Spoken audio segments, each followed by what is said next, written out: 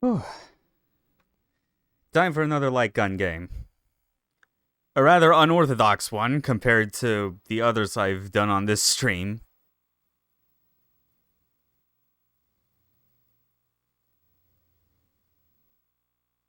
Game only supports memory card slot 1. Cannot save game data in this state. Yeah, whatever. Okay. And that is looking good. Yeah. Playing Resident Evil Dead Aim. A game that can be arguably described as the most decent of the Gun Survivor games, but that's like not an instant qualifier that it is a good game. It is quite fascinating though. Admittedly, this is going to be like the first time I've actually like played through the game like by myself, at least like all the way through. The only experience I've had with Dead Aim as far as like knowing what it is was reading the Dark Kid's like Let's Play that he did of it back on Something Awful like years and years ago. Like kind of like in the early days where like he was actually like LPing quite a number of the classic Resident Evil games in like his typical sort of style, you know? But obviously, when he was doing that, he like was playing it with just like a DualShock 2 because, yeah, I assume even back then when CRTs were still around to some degree, like probably people's recording setups for Let's Plays back then didn't really account for like how to properly split the signal to actual CRT and then like a capture device, which is something I fortunately can do here. All right.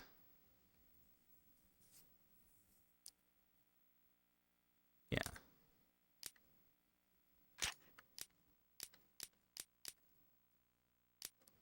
Yeah, turn movie caption on, which is the subtitles, although as you'll find that's not really going to help much because this game is probably the one that comes to mind in terms of subtitles that do not match up for shit with what is being said on screen. It is honestly kind of amazing. Yeah.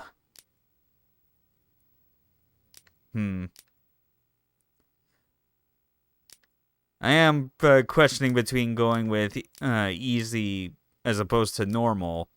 Mostly because, like, I just decided on a whim to start the stream, like half an hour early because I, just by, like, looking at some statistics of, like, what people's playtime for this game is, it's like, it's obviously short. It's a goddamn Resident Evil game. Or at least like a spin-off designed to pretend like it's a Resident Evil game. So I figured, you know, I might as well try and like just play through the game in one sitting because it seems to be about 3 hours or so. Actually, yeah, I'll just go easy.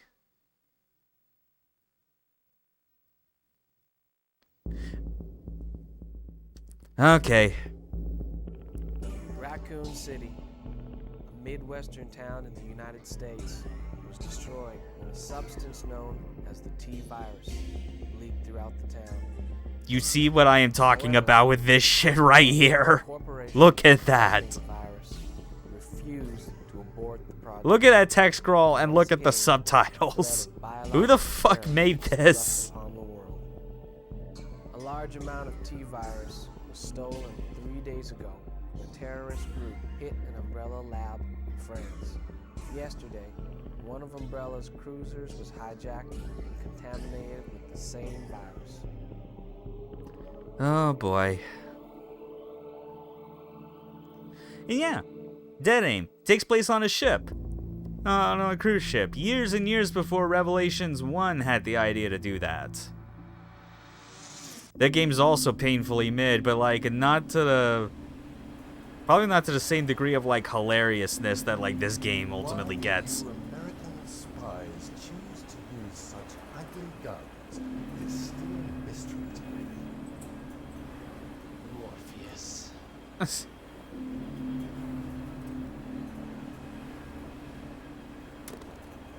Oh, wow.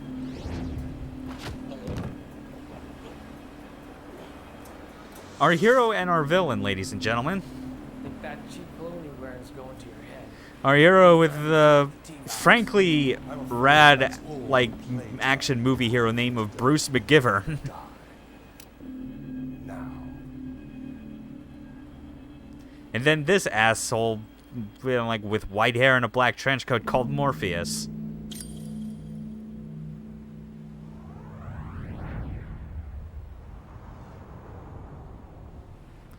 Oh, man. Pre-rendered PS2 CG cutscenes. Oh, these expressions.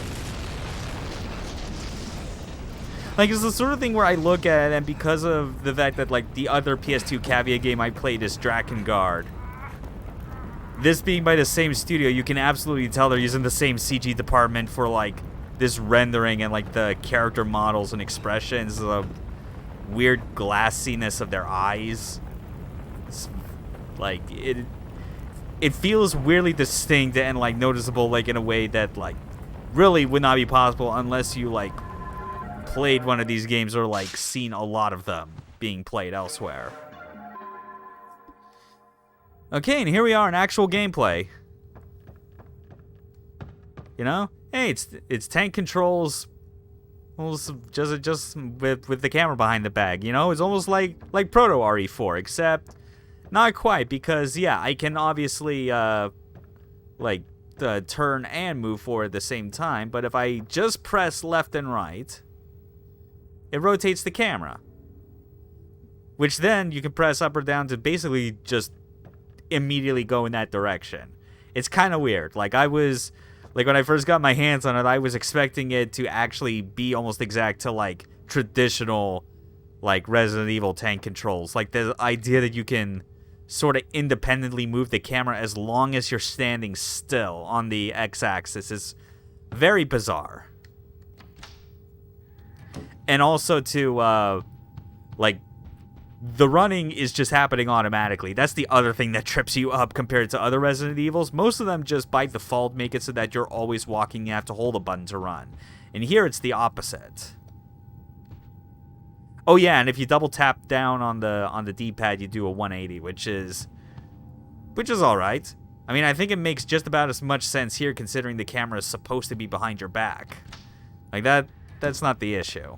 But yeah, it's just a bit weird, but like the simple, like, bare necessities of like the old Resident Evil tank controls weirdly make a lot of sense with, like, the limited buttons you have on the gun con too. Keycard lock. Yeah.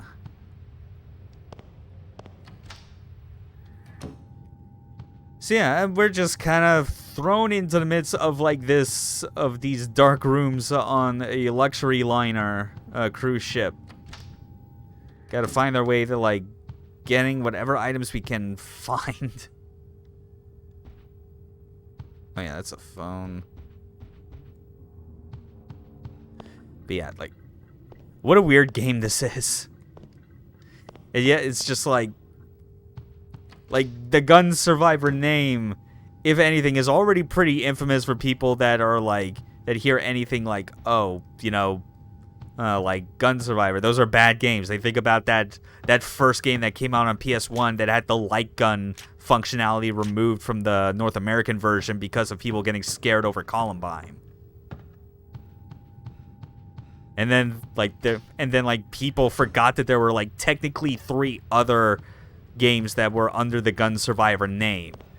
So, like, to an extent. The second one came out like early in the PS2 that was basically just like an arcadey retelling of Code Veronica, of all things. And then, like, the third one wasn't even Resident Evil. It was actually fucking, like, it was a Dino Crisis spin-off, of all things, that technically, like, continued the plot line from where Dino Crisis 2 left off.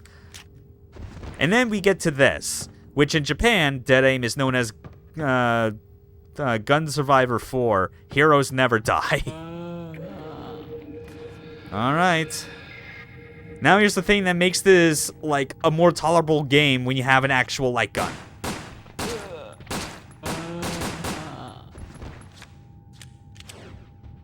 Yeah. It's still Resident Evil, though, because these guys are fucking tanky.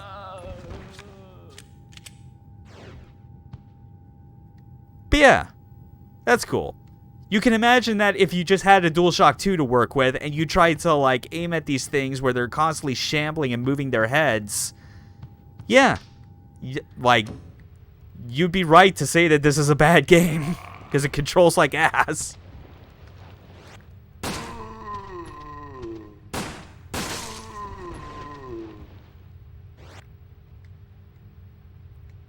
Yep. There we go.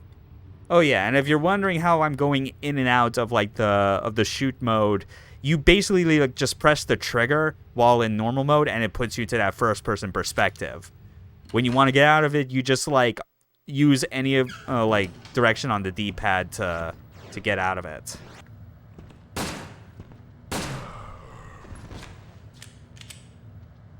Yep, clean headshots. None to it. Seems to be closed. Great.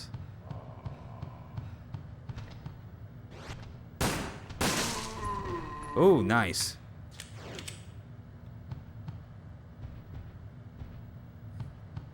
But yeah, it's like you see all this in action. You see how it works with like the light gun in question. It's like, what a novel take on like a survival horror game. Like in theory, it would at least give you the idea that like, oh, you can actually do something as far as like do precision aiming, as opposed to how it is in like any of like the old Resident Evils where like precision aiming's not the point because of the camera angles, and they know it, so it's why they like just have you automatically target enemies when you just when you press a button.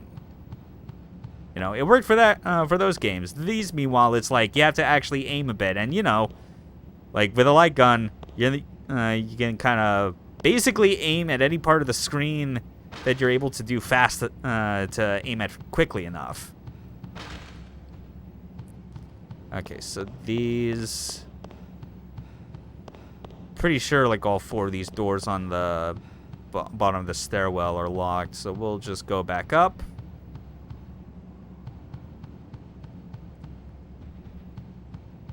But yeah, it's like, if this was something that, like, if it were more possible for people to, like, have light guns, or just the technology for it to have been guaranteed to work on things, like, more advanced than a CRT, because, like, as it is known to people, like, steeped in retro games, like, old light guns are, like, crucially tied to the specifics of CRT technology.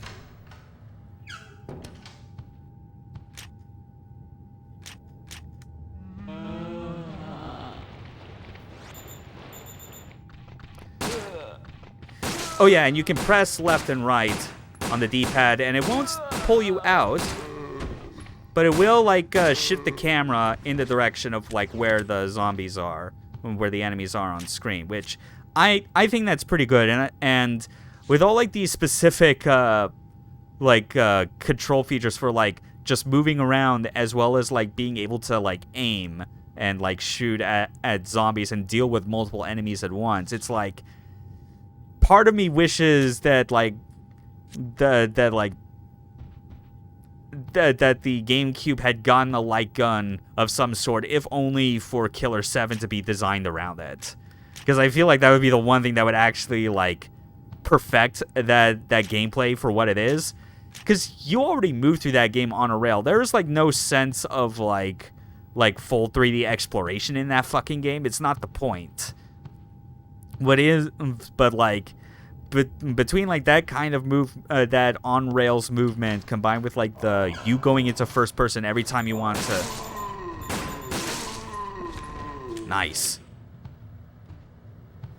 yeah, like when you get into the into aiming in Killer 7, it's always in first person. And like and with the analog stick just for aiming in Killer 7, like admittedly that's where like I feel a lot of the challenge ends up being in, where just the aiming, trying to like aim with that stick just does not feel right.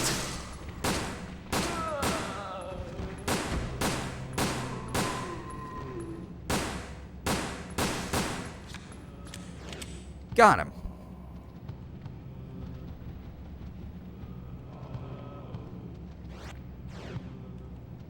Oh dear, okay.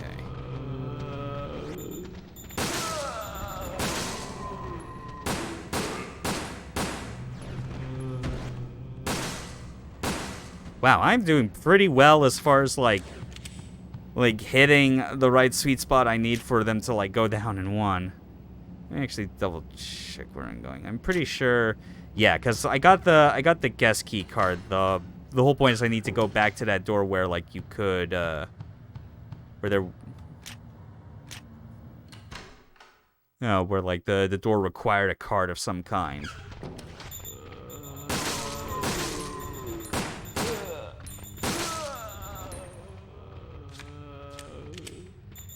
And yeah, it's like, it's also kind of nice that the game like has like these sort of like blinking indicators on the left and right to let you know like when a zombie is moving towards you and like getting close.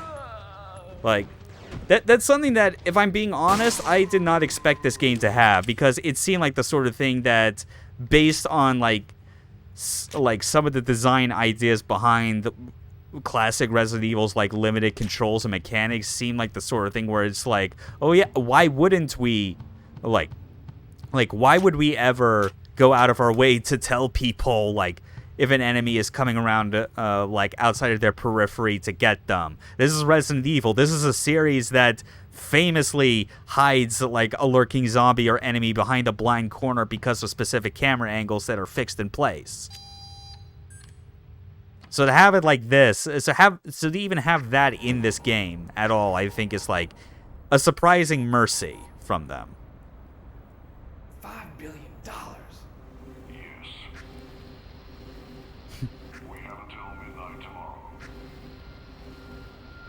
Retrieve the virus from the Morpheus.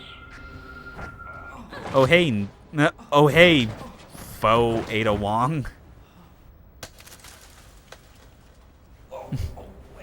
Wait, you saved me earlier. You're Chinese Security Bureau, huh? Looks like we're in the same business.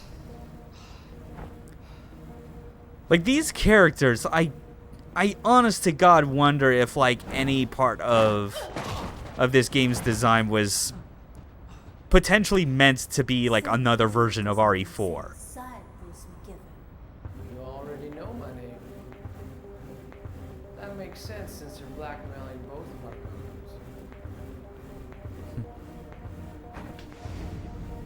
companies.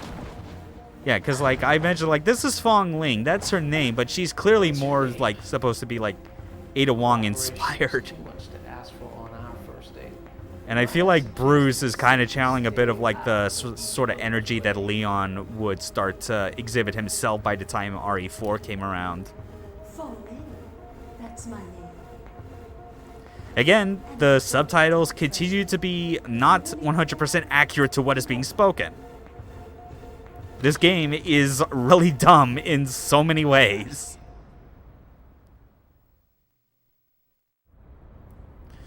Alright. So yeah, she just showed up to kick our ass and then to leave, as expected.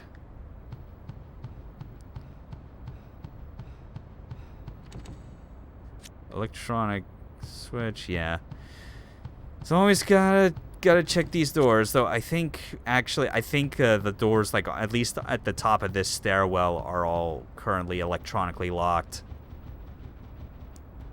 But God, yeah, it's like I'm fascinated by this game, less so for the fact that it's like an RE spin-off that is very weird in its own way, but like kind of endearing, as much as it is like, again, I keep thinking about how much cooler something like Killer 7 would be if it got to be like designed around the use of a light gun.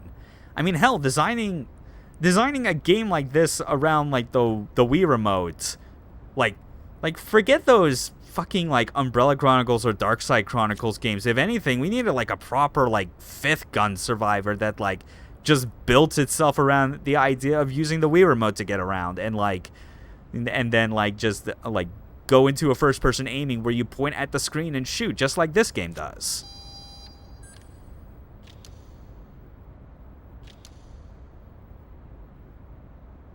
All locks on the second floor VIP rooms released. Cool. Yep. Now just head back up. At the end of the day, I'm always a sucker for interesting and different like control methods, even if it does come down to them making it different just for the sake of it. Because at least from my perspective, there's only so many times you can like play games in a genre that all adhere to like the exact same genre conventions, sometimes slavishly even, to a point where it just feels... Oh. That was close. But yeah, like one too many games where it's like... Oh no, no. Ah, fuck.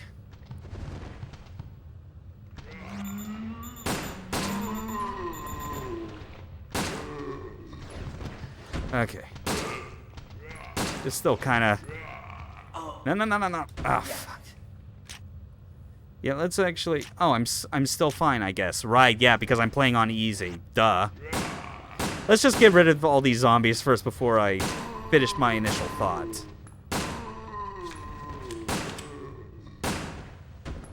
Oh god, no bullets.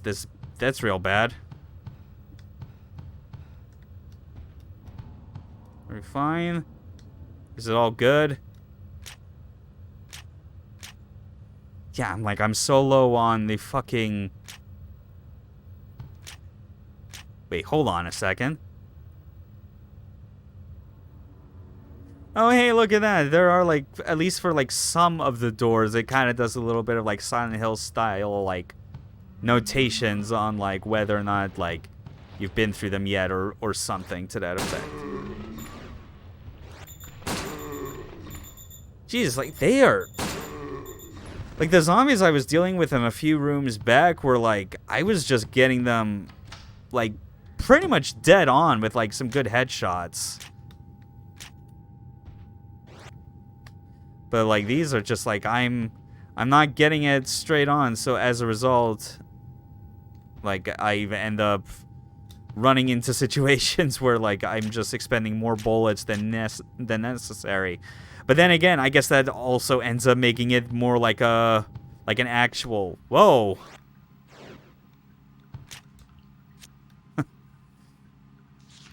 That's kind of a subtle scare, just walking in on, like, on a hung man.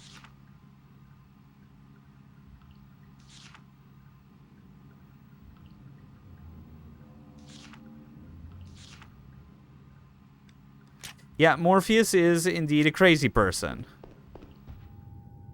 Maybe of the flamboyant kind. I mean, I know generally why, but that's only because I still have, like, the memory of one of the game's, like, final boss fights forever burned in my brain for, like, its absurdity of design.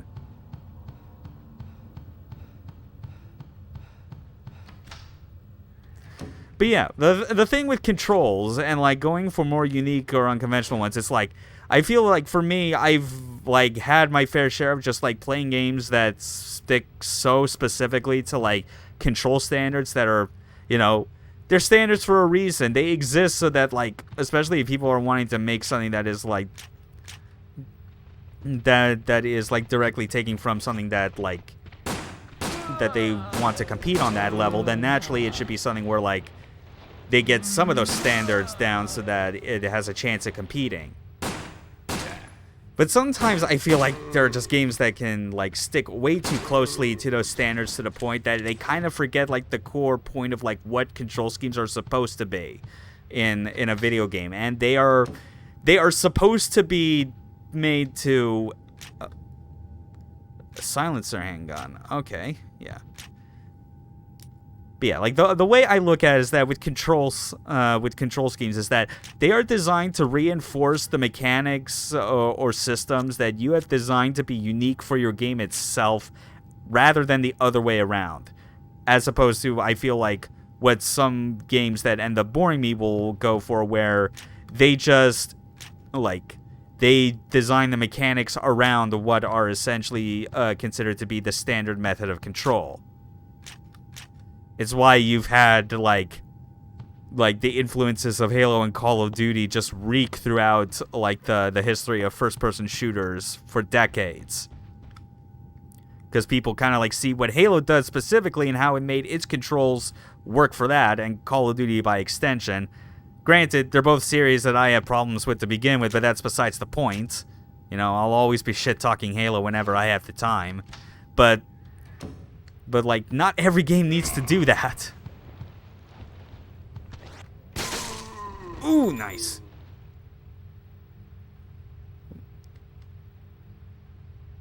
Oh, I guess that's it.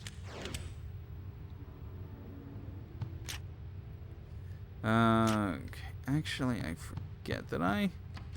Oh, wait, yeah, that's right. Oh, shit, that's right. Yeah, because, like, if the doors that are closed are blacked out, that means, like, you can't go through them. Right, shit, okay. Yeah, let's go into, like, the lounge first before heading back to, like, the outside bow of the... Oh, yeah, that's also a good reason why we should come in here, because we get the save room.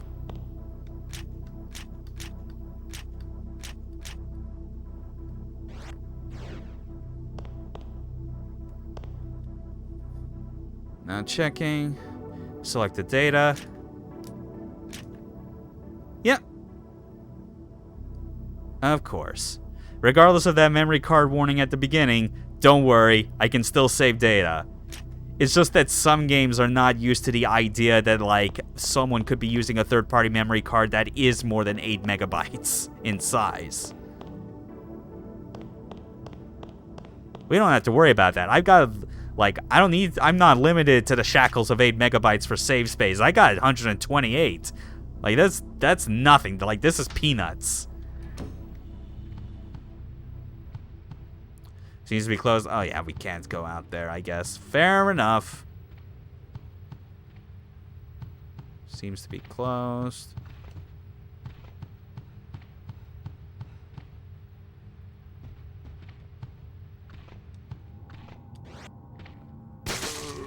Got him. Okay, so what's on here? ID card, indeed. Yeah.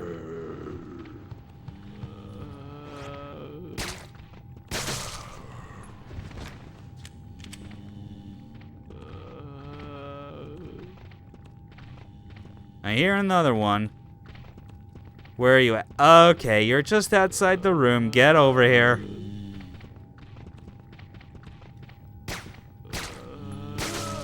Yes, haha. Keep him coming.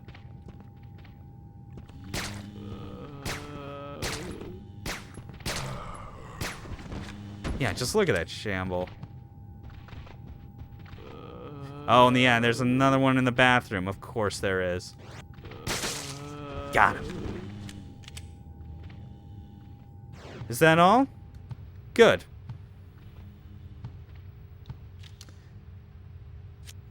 Unlock the door. Sweet. Okay. God, I really am just like compulsively checking my map like this is a Silent Hill game. It's kind of bizarre. Oh, wait, that's right. I've already been here. Right, that's the thing that, like, keeps throwing me off over time. It's the fact that, like, it'll scribble out the doors that are clearly, like, inaccessible, which is nice. But it doesn't really mark the doors that can be opened, but I've already gone through them. That's the thing. I think they only do it for, like, some, like, doors that are, like, important for the critical path, like stuff that would have, like, a key card on it or something. Oh, well. But we got this. ID card, time to unlock these two right here. very classic camera angles to let you know when a thing you've done has unlocked a door. That's very good.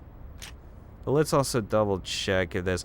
Oh yeah, this is absolutely another one where all of this is just like these... Actually, no, I guess these doors wouldn't, like... Yeah. Okay, they do go to completely separate sections. Alright, through here, I guess. Let's go.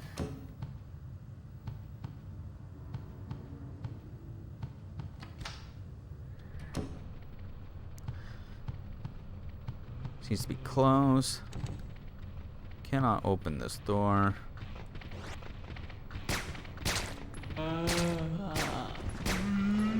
Oh, come on. They really do like to just shuffle at you that quickly. Kinda nuts. Do not have the weapon that uses this ammo. What? Wait, hold on. Is there... Oh god, that's right. I did have the shotgun all this time, of course. That sucks. Just dropping... Literally just dropping a weapon, like ammo for a weapon that I can't even use yet, like, or haven't picked up. Like, what the hell? Semi-auto handgun. Sure. There's... Admittedly, this might be something that I had, like, completely forgotten about, but I'm starting to get the sense that maybe there is, like, no inventory limits. Because that was the only time that it, like, told me that I can't pick anything up, and it's not because of something related to, like, inventory size limits or anything. It was more like I just did not have the weapon that it goes for. Seems kind of insane. Okay, but at least we're getting some variety in here with okay, so that's clearly not blocked. We'll check out some of these other stuff before. Yeah. Nice try.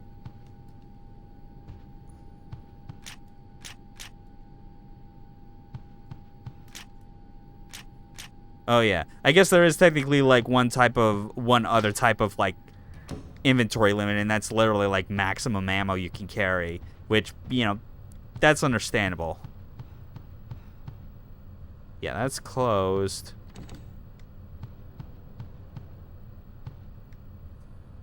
Alright, now we can just go through this door. See where it takes us.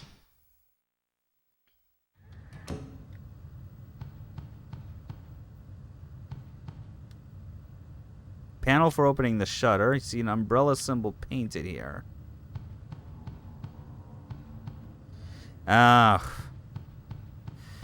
Alright, fine. We'll go out the other side then. That other door that unlocked a bit earlier, just to see if that's where we'll find the key.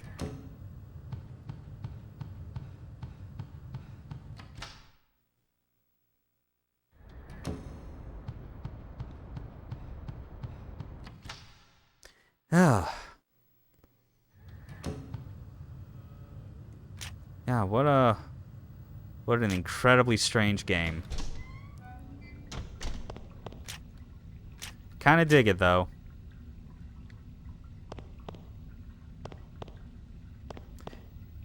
That said though, it doesn't really make me want to play like the rest of the Gun Survivor series, like barring potentially Dino Stalker or Dino Survivor as it was called like in Japan. Either way, if only because kind of like this also has a bit of like its own interesting take on like the idea of like a light gun game. Oh, assault rifle. Okay, we were supposed to go in on this side of the ship first. Fine.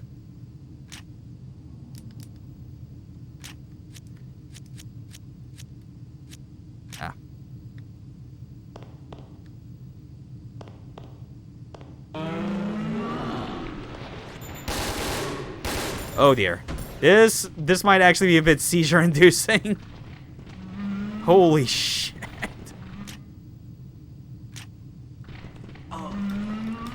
Oh god, you were still alive? No, I'm not gonna bother. Fuck that. But God, it's like, do you see that? Like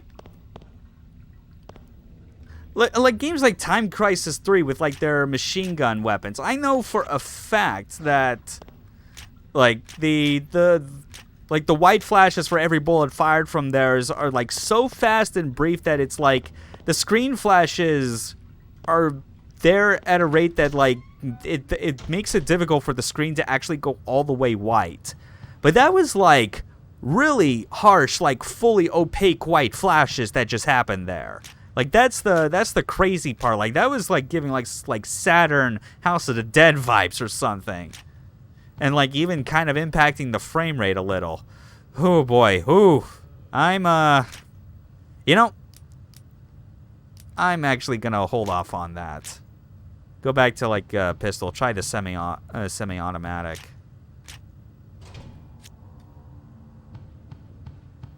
This should be fine.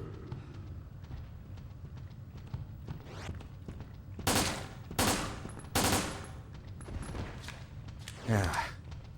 No. Oh, jeez.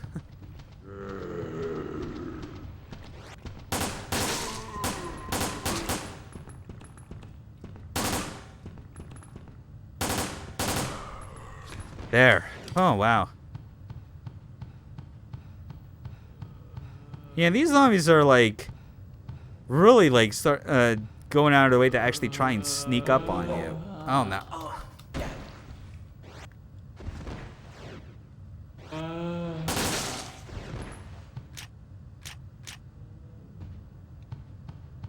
That's it's like, despite like this level of like precision aiming you're able to do, and like it's really highlighting though that the thing that I can immediately tell keeps this game from being amazing, even like when you're playing it the way that it wants you to with like the gun con, I can easily see why it's it's very jank.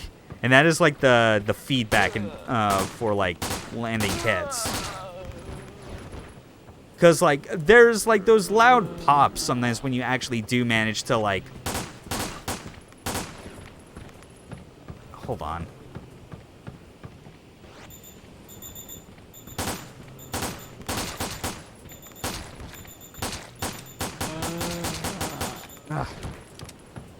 Yeah, it's like like you got like regular like bullet hitting sound effects for when you just like deal damage, and then others where like it seems like you do like a crit, you know? But the problem is that like it's just that sound effect. You don't have anything else to really work with. Like that was the louder sound effect I was talking about, where like it's actually fatal.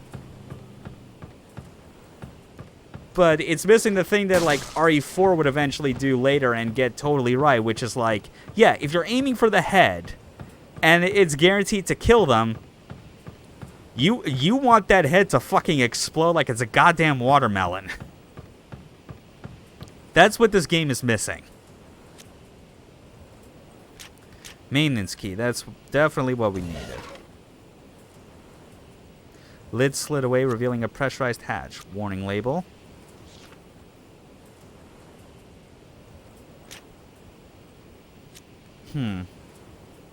Alright then.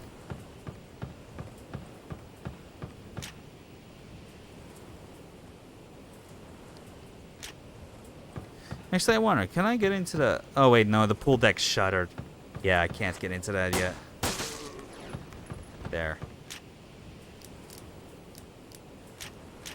Yeah, we're going back to the shotgun. We still got all these to spare.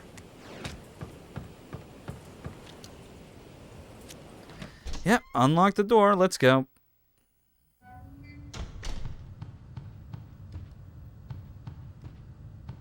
Ah, yes. So yeah, we got that assault rifle. We got the maintenance key. We can go back to like the other side of the ship now. Yeah.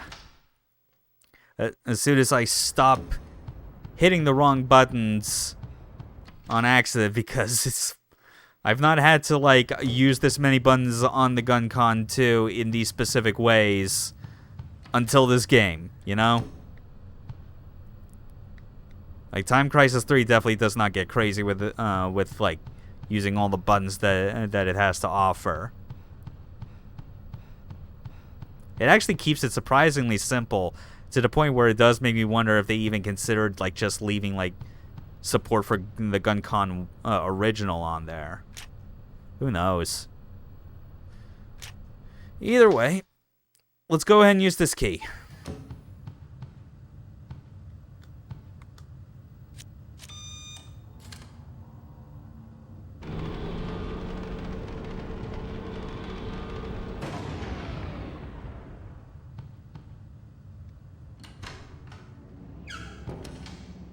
Oh, hey, look at that.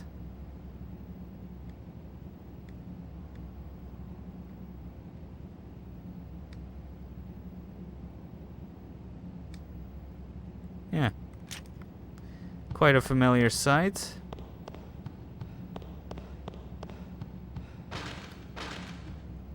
Yeah. Yeah, we're right back into the foyer. How nice. Level design. Yeah, whatever. That's nothing to be like, get all crazy about, I guess. It is what it is.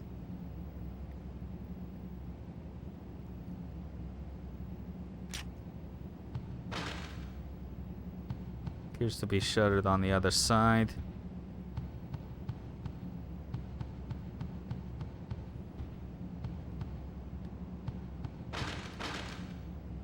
Yeah, so that's all blocked off now. Guess we just gotta head back here. Ah, yes, the TG virus game. Subtle, Capcom. Yes, this is very much that same game. Jeez. It's the sort of thing where you look at it and it just makes you, like, laugh, if not feel slightly uncomfortable as far as, like, what the people at Cavia and Capcom were thinking when they came up with that whole plot point. Oh, God, this game.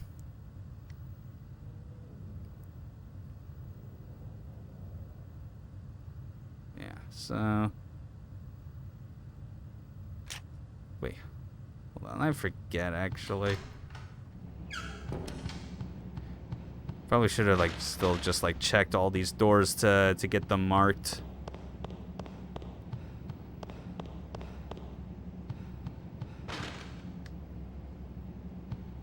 The only defense this game is super old before they had any idea what that was like, but it's a bad defense as well.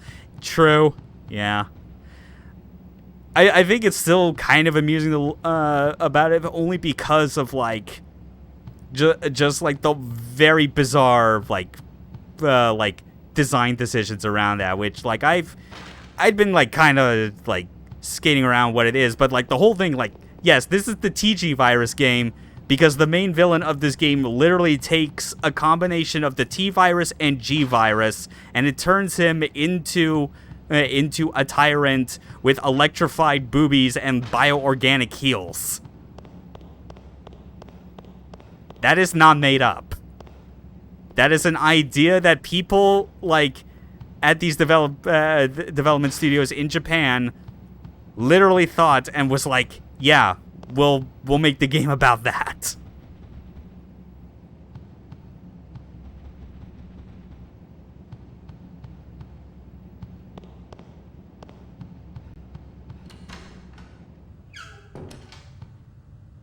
Yeah, it's pretty much like probably like the biggest thing people remember outside of the fact that this is still part of the Gun Survivor series, which was already a series of games that were like marred with design decisions and, like, trying to be ambitious with a control method that they had no idea how to, like, use to, like, its utmost, like, best. Yeah, I'm doing all right. Yeah. Kind of not surprisingly. I feel like at least on most days there seems to be at least just one that hangs around in chat while I play whatever, like, weird bizarro retro game that I could just pull out of my ass.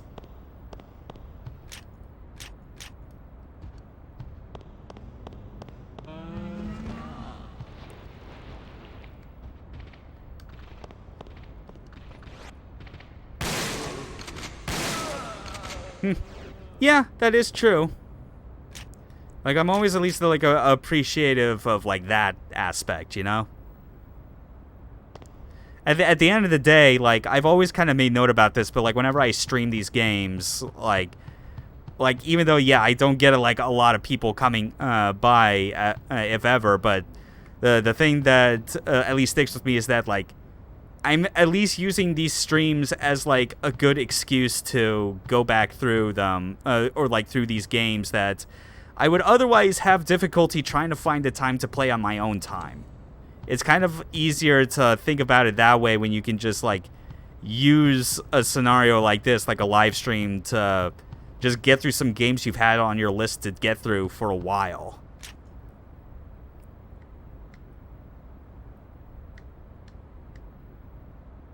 Okay, so let's check some of these again.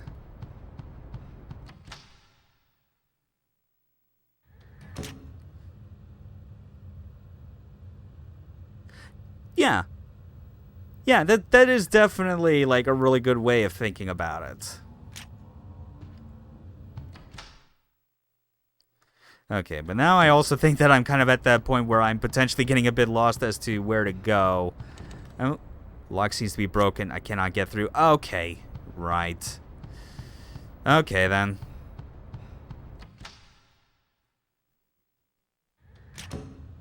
Yeah, but at least gives me time to, like, go back to, like, the safe room. Just to drop an extra save and, like, make sure that, like, I'm not gonna lose any progress after what I've done, because I've opened up the shutters to that one door on the first floor. But that's pretty much it. I'm basically challenging myself, actually, just to see if I can, like, get through like an entire playthrough of this game in a single stream, because this game really is that short. And we'll see. You know, like, I generally do not, like, take how long to beat as being, like, the be-all, end-all for, like, accurate game completion stats, but, like, I'm willing to, like, assume that, like, this game could be beaten in 3 hours is more or less accurate. So it should be fine.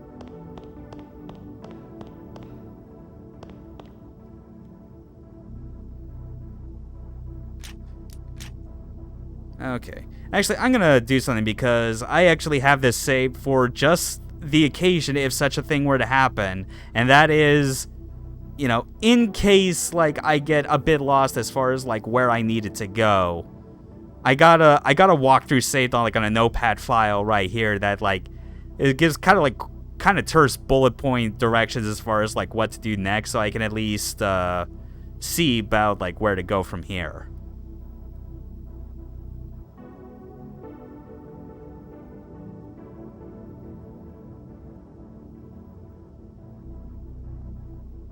Oh, okay.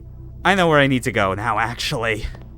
Kind of stupidly, did not pay as much attention to, like, to the doors, like, in that main foyer with the staircase.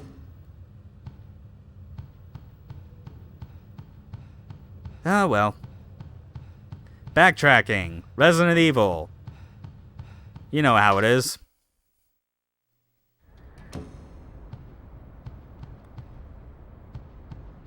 So now we just head back down to the first floor and, like, retrace our steps to where we initially used, like, that shutter key. Which... yes. Alright, we're back on track.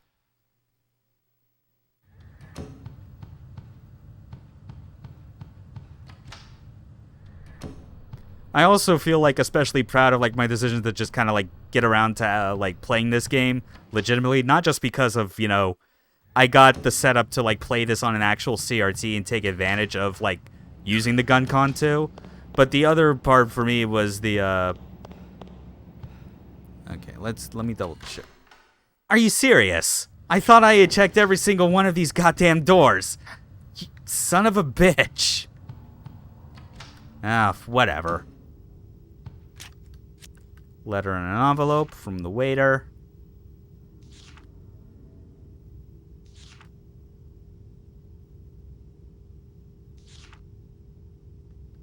Joseph Carter. Yeah. But yeah, like this, not just that, but also just kind of getting back into the mood for like some delightfully janky PS2B games, and even stuff that is like in that same vein, because I had recently purchased some like used 360 games, one of which I already streamed for for this channel, which was Lollipop Chainsaw. But the other one I got was the original 360 version of Deadly Premonition, something that I'd been meaning for a while actually to add to my to my small 360 collection, and I do have it now, and that basically is like that is prime October streaming material for me as far as I'm concerned.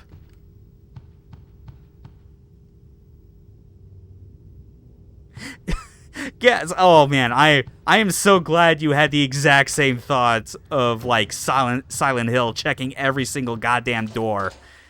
It is really prevalent right now. I cannot believe how much it's like. But the thing that I still kind of note that I wish the game would actually like add an extra notation to is having some sort of like symbol or color next to doors that like you have absolutely opened at least once. Because I appreciate the black scribbles for letting you know when like a door is closed and you're not going to be opening that thing ever. As well as some of the ones that are like noted doors that require a specific key. Like that's nice too. But I also feel it's kind of a bit easy to get lost in the sense that you might go back through the same door that is open. Oh god, an in-game cutscene. I completely forgot that they even made like these type of like in-engine cutscenes for Dead Aim. For some reason I always remember the ones that were just done in CG. But yeah, you could clearly see just how shit Bruce's model looks. Hers ain't too good either. The present. Funny girl. Bruce face indeed. I mean, even the way he's craning his neck in that shot is real goofy. Okay, is this the... Yes, it is. This is the first switch off to Fong Ling. Oh boy. Here it comes. Alright. Seizure warning just in case.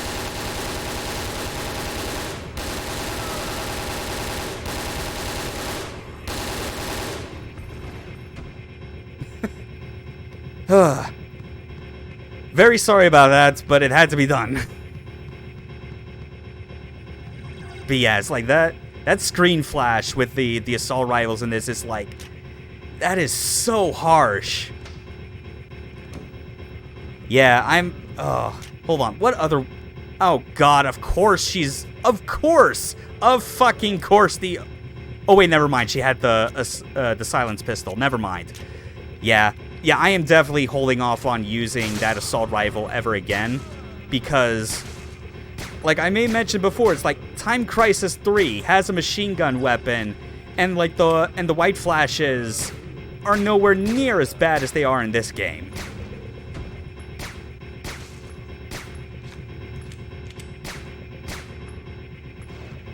Okay.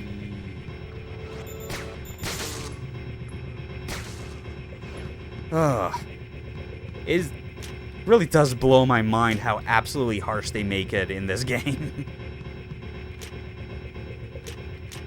Like, I get that that is obviously, like, an important part to, like, how these type of, like light gun games were... I remember that even when I kind of half squinted the screen when using it, at least there was recoil feedback on the controller then. True, yeah. Okay, yeah, that still requires, like, the club key. Right, okay, I think I remember now, actually. The, yeah, Time Crisis is so silly. Yeah, it's... Yeah, and like Time Crisis 3 in particular is like that is my favorite of the series for a good reason. I definitely know for like a lot of old hats that like that honor would seem to go to Time Crisis 2, considering that was like the first that like established what the series became most known for. But 3 like refined it and like just made things even more crazy in a way that was like really pleasing to me, like with all the different weapons, the locations, the characters.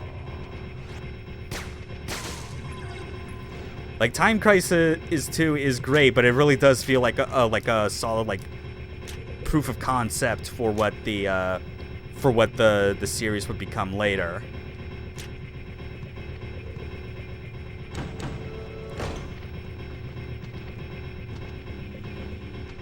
Oh, cabinets for 3 tended to break down a lot more. That's a shame. Yeah. Admittedly, it's like I never had the luxury to play actual Time Crisis 3 in arcades. I do recall playing Time Crisis 2 though, like the original arcade, because again, like that was a popular game when it was out, for sure. It was very like it was everywhere.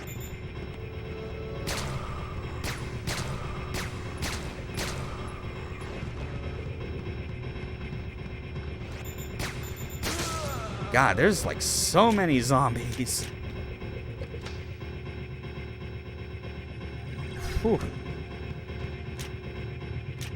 Yeah. Time Crisis 3 really stands out to me as being my favorite, if like largely because of how I find... Yeah, you know, I guess it's fine if we just like keep running through here, it's fine.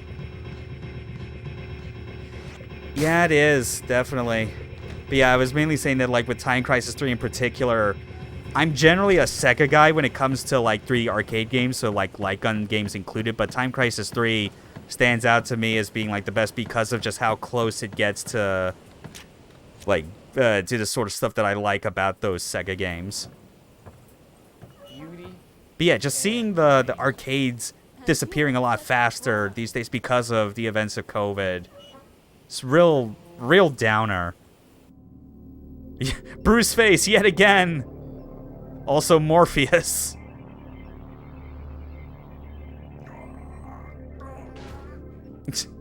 You will not destroy this for me. Oh God. Bringing out the hunters. God, oh God, yeah, he's got a bit of that liquid energy to him right now. Poor Morpheus. Yes, I think they did give them that. Oh my God. All right, time to deal with these bastards. I still got the shotgun equipped, so... Ooh!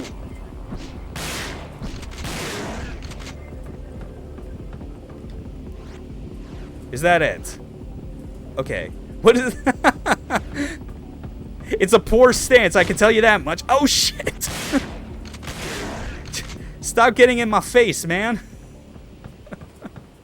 Wow. Admittedly, like, yes, I am playing this game on easy, just as a preface, in case anyone seems to care. I just chose it mainly because I did want to make sure that I could, like, show off this game in one sitting. I had not played this game all the way through myself before, so like that's also the other thing about it. If I'd played this game before and wanted to show it off while still being skillful, I would have gone for like normal or hard. Ooh, there's that electric TG energy surging through him. That's gonna sound real bad and potentially offensive to anyone out of context. God forbid.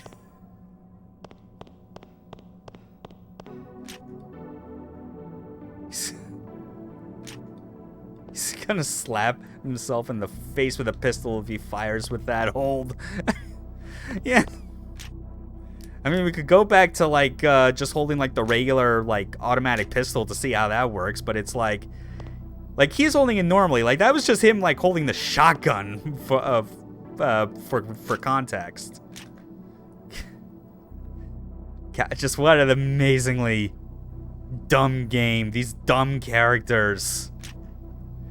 Like a stark reminder of like this is what the state of the Resident Evil series was in prior to RE4. Oh, just during the cutscene. Okay, that makes more sense. Oh yeah, and of course we're in a new area, so no map. Got it.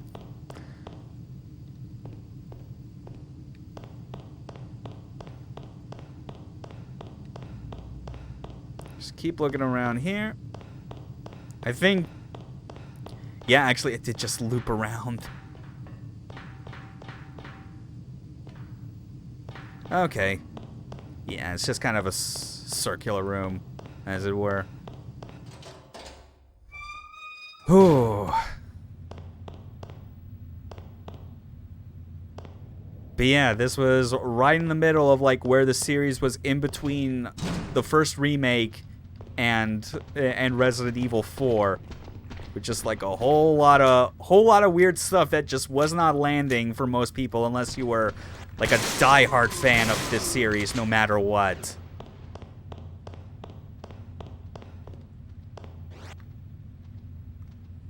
Like holds the pistol up to his face with his wrist limp at a 90-degree angle. Yes, okay, yeah. Yeah, now that you mention, I'm remembering how that scene looked, and that absolutely was, like... You're right, that is not at all, like, the right way to even, like, hold a gun. Like, no matter the size.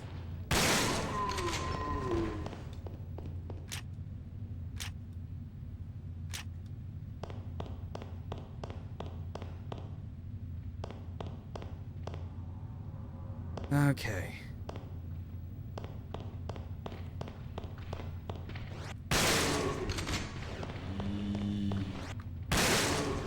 Never say no to a good shotgun.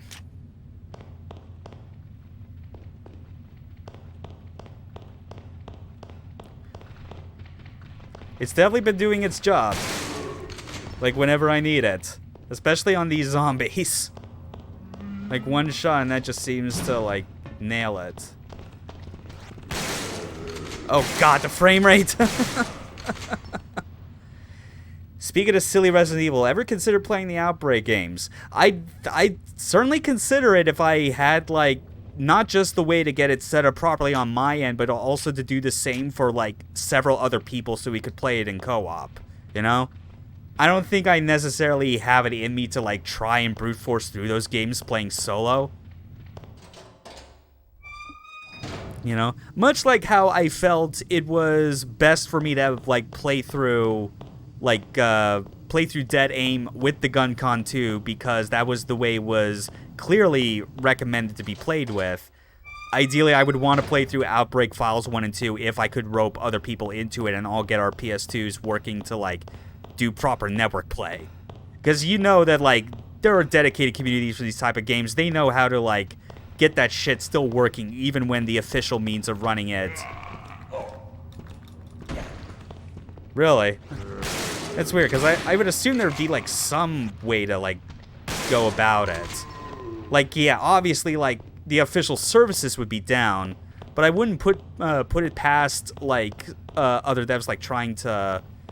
Yeah, like, if it's, like, through some manner of, like, system link through, like, tunneling software. Because, obviously, it's, like, you know, for, like, another systems example, original Xbox Live has been dead for, what, 11 years now? But people are still able to, like, if they care about it, to play original Halo 2 technically online, but through X-Link Kai via System Link, you know?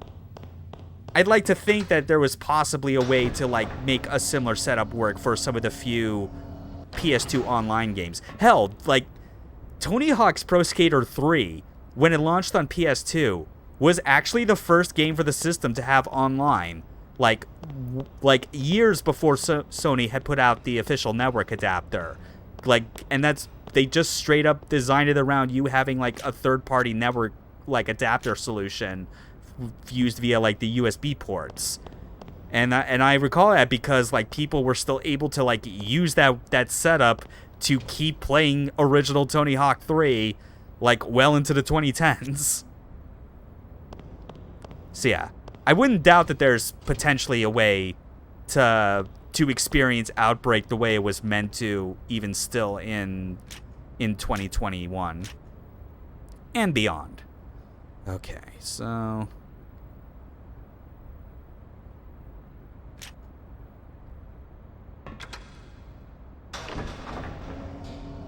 I forget if I even came. Oh wait, no, I did. God damn it. Right, okay. So yeah, that was the elevator I took to get up here. God, it's definitely very easy to keep to lose track of things, even with how the game tries to be helpful with the map notations. Cause as it is, like I've been checking with every single button I've tried. When you get to the map screen, I don't think there's a way to like cycle between between floors on this ship. Like if you want to see the full map for a specific floor, you have to go onto that specific floor for it to work, which seems very weird.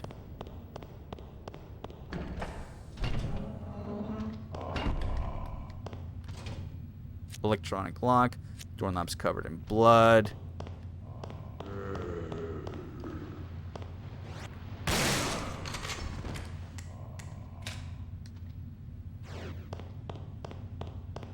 What's through here?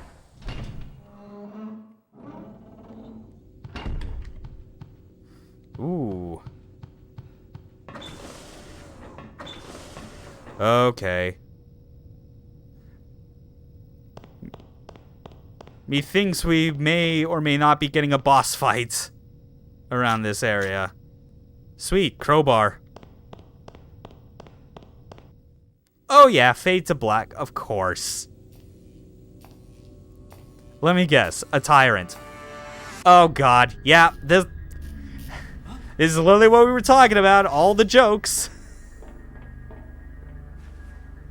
Yes, you and me both. We absolutely were coming at it from like the same angle. We remember when he LP'd Dead Aim along with all those other classic Resident Evils and just being like, dude, what the fuck is happening here?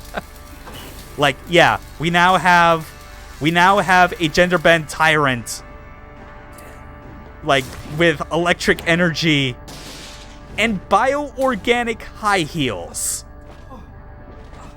For some reason, that ends up feeling to me like more ridiculous than the fact that you could describe Morpheus as now having thunder tits. Both literally and figuratively. This design. I mean, like, even more than that, it looks like a tyrant, like, went and fucked a Zora and just had, like, a gross undead fish baby. That's what this looks like. Oh, jeez. Oh, come on.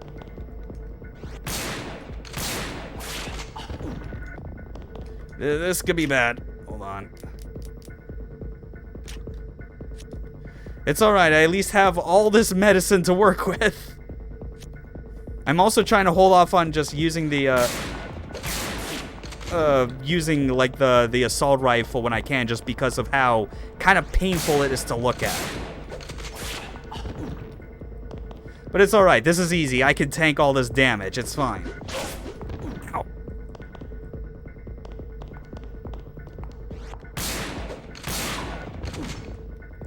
I can only hope, though, that it is, like, dealing some damage.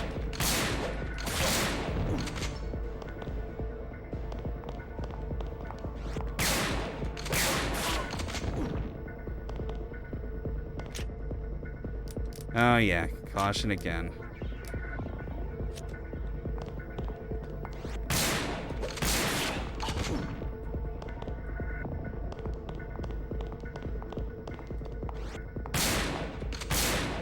Yeah, like, everything about this is, like, it's trying to tell you that this is a tyrant, but, like, in what world would, like, any tyrant, even if it's one that is, like, made with an infusion of multiple viruses other than the T virus, like, how would this even make fucking sense? Okay, hold on. I'm actually just gonna double check things because I know the walkthrough that I got like has some like it has let me see again.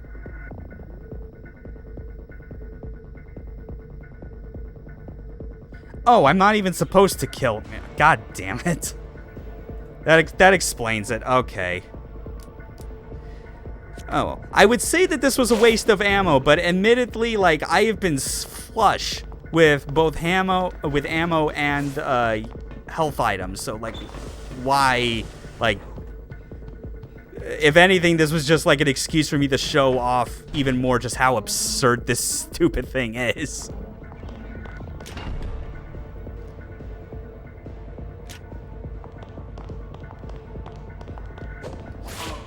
Oh, jeez. Yeah, so now it's... Oh, fuck.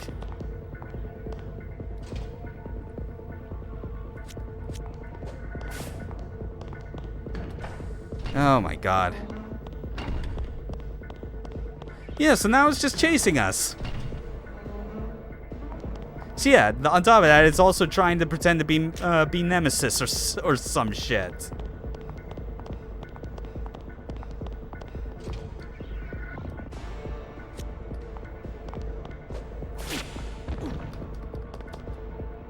Okay.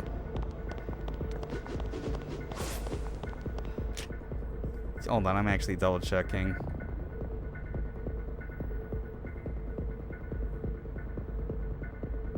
Oh, okay. Yeah, actually, you know, I'm just gonna like keep like that walkthrough I have on hand open at all times because it's definitely gotten to the point where it's like I very much like the further deep I go in, even though I have seen like the Dark Id's Let's Play of this from years back, it is a case where I really only recall like the main plot bits, and so much of like the gameplay tedium and back and forth you had to do is like gone from my memories.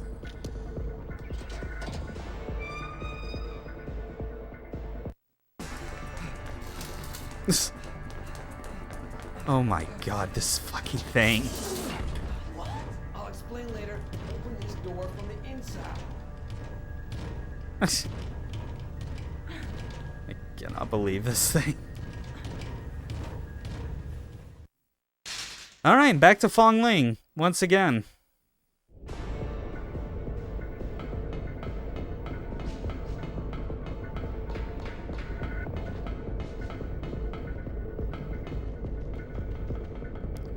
Whew.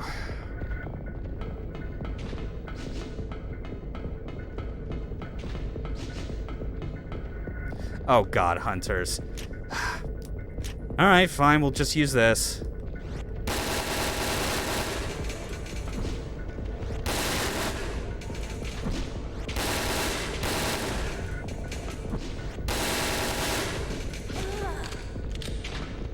Oh great, hunters down here of all things. Yeah. Yeah, that's definitely what I'm doing now.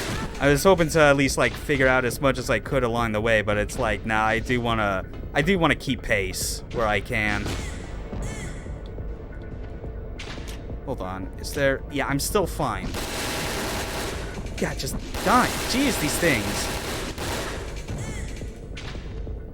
Also, again, very sorry for like having to whip out the assault rifle, just because I need something more rapid fire to deal with these hunters. I don't have a shotgun to work with.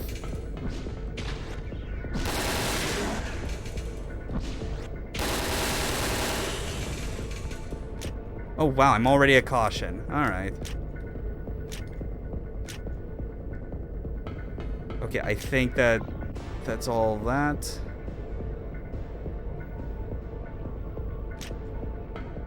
And shit, I already lost my direction. I don't recall if this was the right staircase I went down or not. Oh, fuck it. Oh wait, no, it kind of doesn't matter.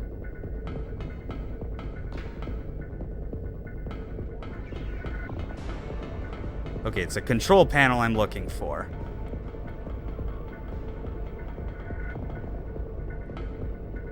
There it is. Good. Device appears to control the ship's power. Turn it on for Area C.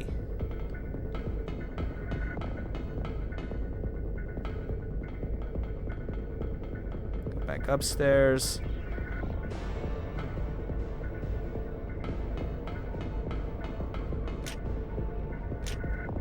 Okay.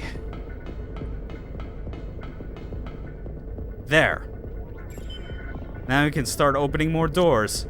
Good.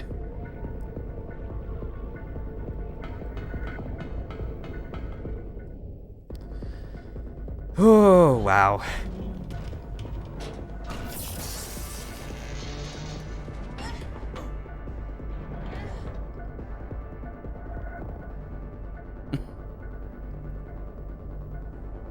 Man, these faces. How many times are you expecting me to save you, mister? Come on, what are friends for? I'm just trying to help you build up your confidence. Don't qua. Don't. Shh. I think he's given up. For now. Wait. Before you said Donghua, what does that mean? It means you are cool.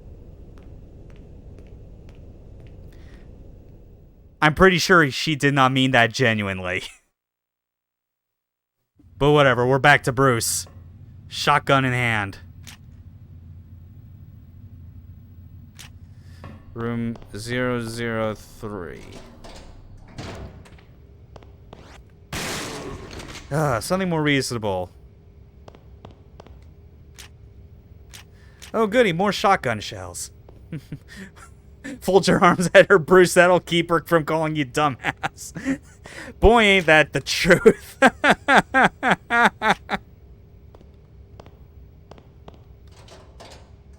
Alright, room 6. That is 5, and there's 6.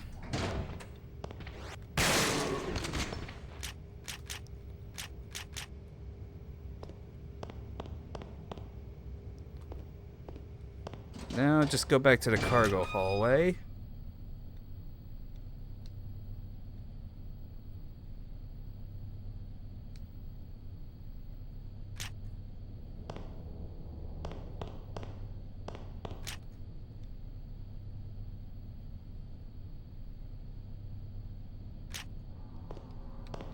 All right.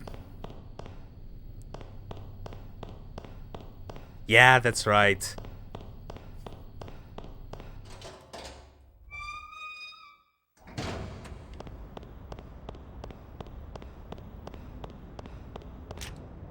And right through here.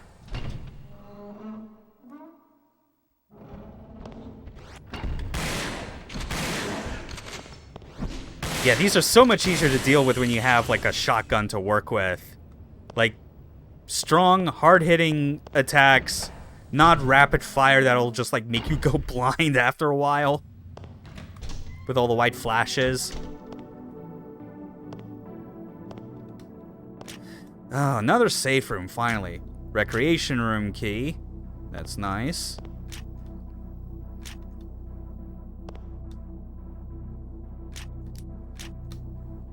Fourth save already.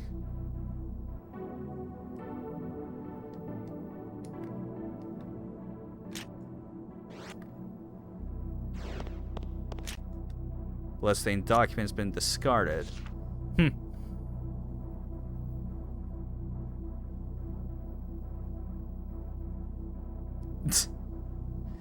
Oh yeah, look at all this lore.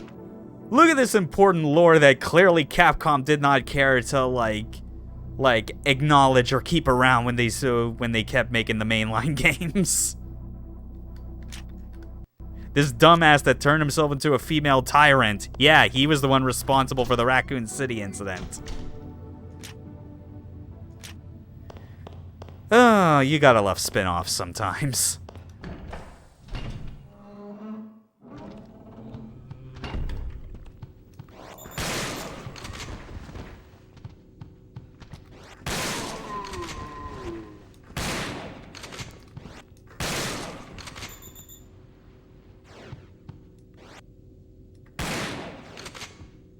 Okay. There we go, up these stairs. Or not, it's a dead end. Shit.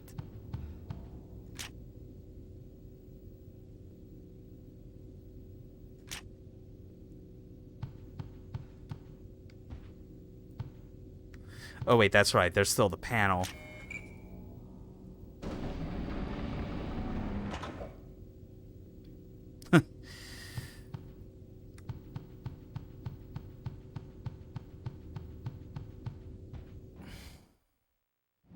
Yeah, oh, and look at that! Once again, back in this familiar room.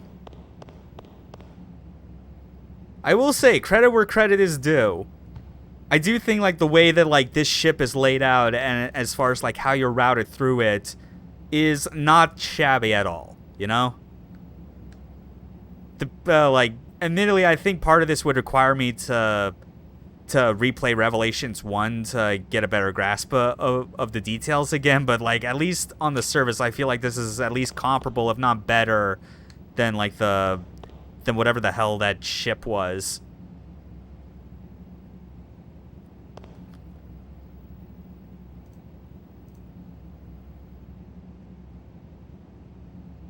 Oh, no, okay.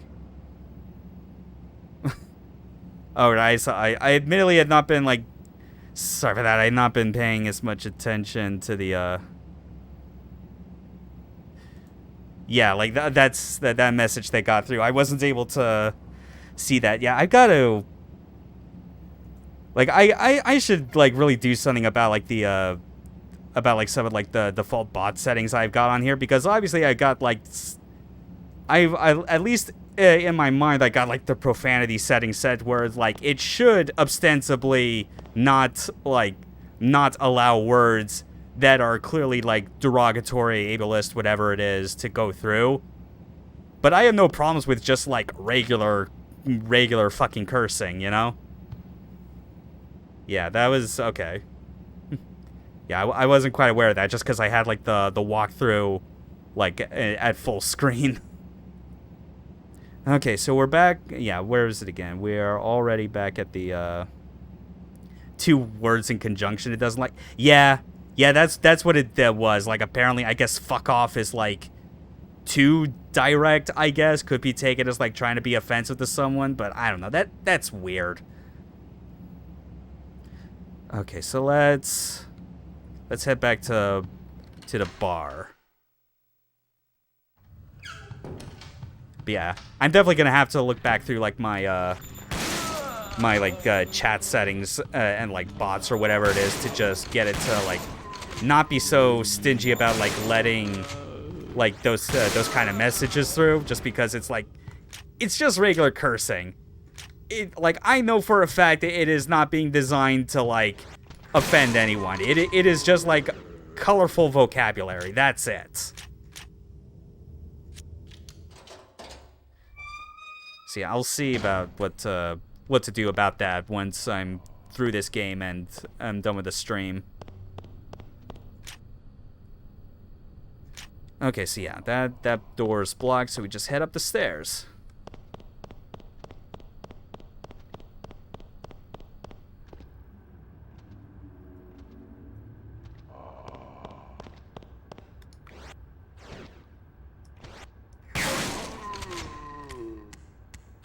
Man, it just feels nice having this, like, huge amount of shotgun shells that, like, it was fun enough at the beginning to challenge myself with, like, using just the pistol to get accurate shots, but considering how, like, jank and like, middle of the road this game is to begin with, it's like, nah, let's just focus on getting through this. Shotgun everything.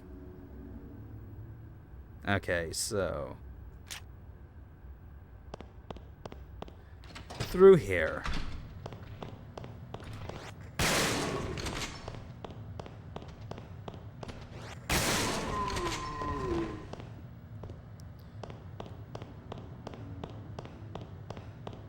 Ah, yes, the captain's room. Quite fancy.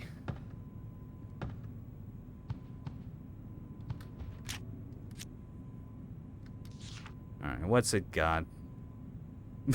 The Spencer Rain. That's what they're seriously calling it. Could you not be any more... Could you not be any more overt about, like, what the ship is supposed to be affiliated with? Always have... Okay, so clearly the captain has his magnum close with him. We may or may not be getting that, who knows? Oh.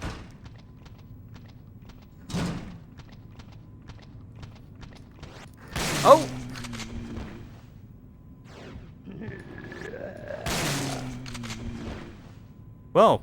Well, that was the captain then.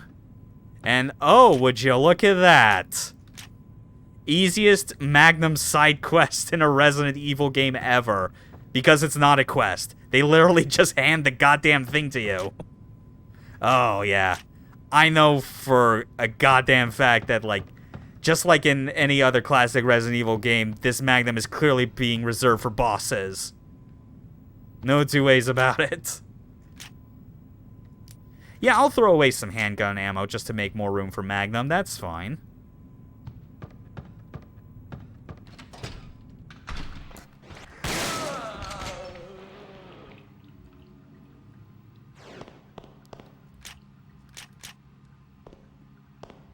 Okay, anything else in here?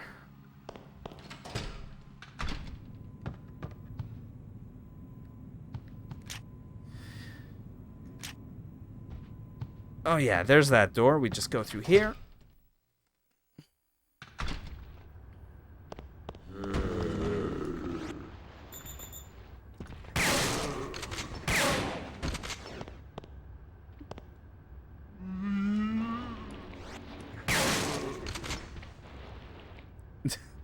Currently cooking and eating bacon. Yeah.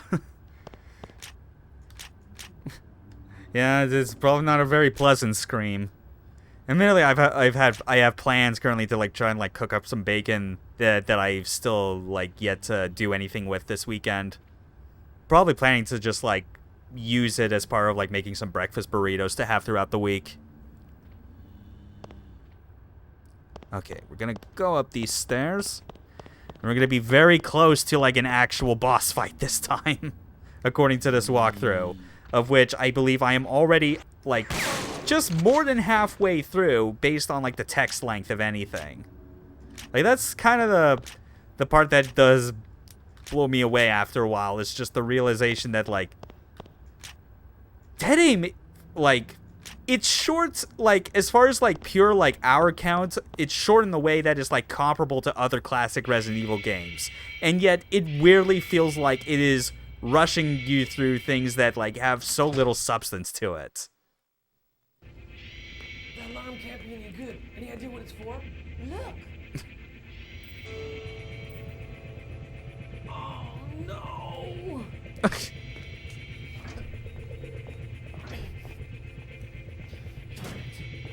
we gotta get out of here. Oh. Oh boy. Go!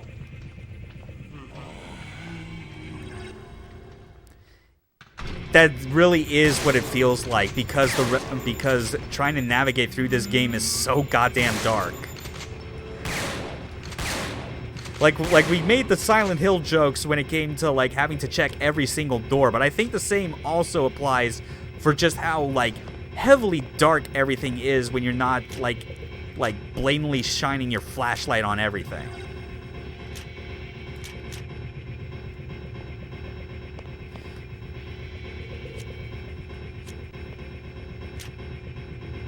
Okay. Teleports out this way. Oh. Well, time for the first boss.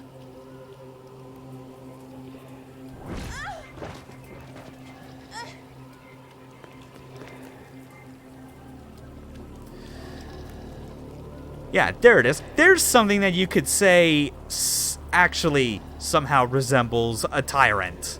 Like, a proper one. And this one has clearly, like, its appendages are more wiggly and tentacle-like, at least, like, around the hands. That's at least a believable deviation from the standard model. Monster while you run after Morpheus. Got it. Alright, monster. It's payback time. Again, Bruce, your posture, your gun handling, like, fucking fix it. Alright, Magnum time, let's go.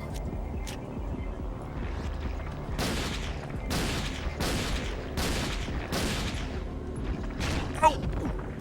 Why did I...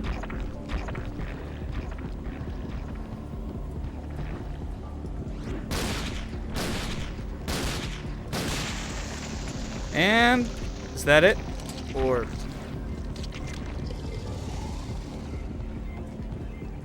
bit full of pustules, but sure. Yeah. Wow. Yeah. Easy mode with the Magnum. Fucking chumps the bastard. Yeah.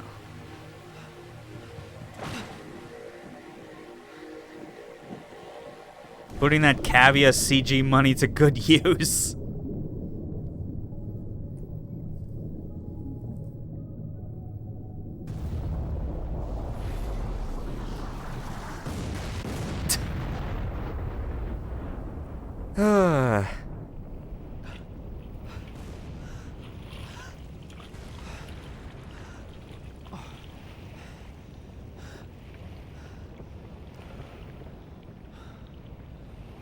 Yeah, good job, Bruce. You survived, but you still have about half of this game left to go. Yes, clearly that's how it works. At least in fiction land. But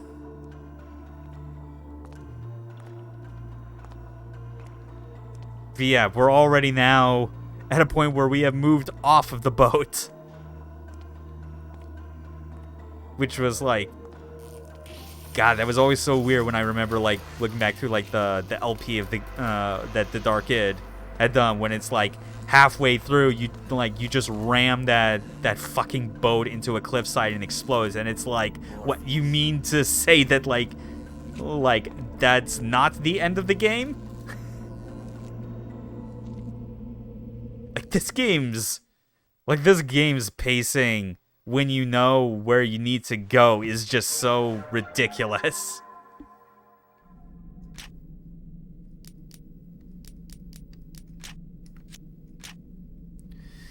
All right.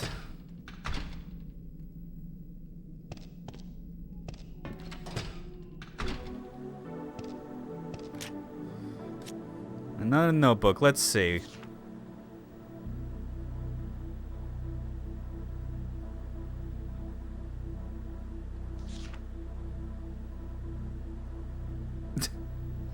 Shocker, no one at Umbrella likes Morpheus. Fucking no one.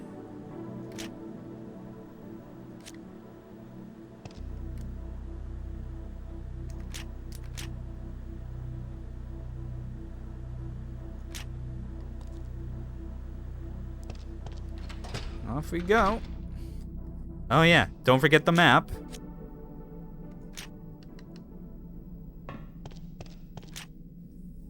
Yes. Body won't move except the hand I'm currently writing this note with. Yeah, that... you know. Some people might only feel paralysis in certain parts of their body instead of all. That doesn't necessarily excuse the likelihood that such a thing, like what's described there, wouldn't happen. It's like, sure, whatever. Whatever you say, game.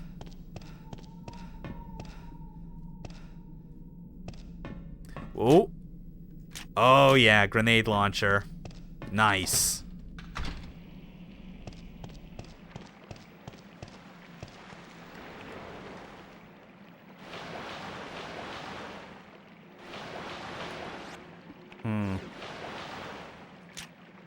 All right.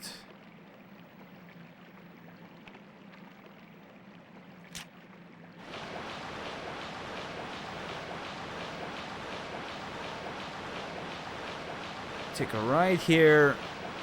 See if there's anything good.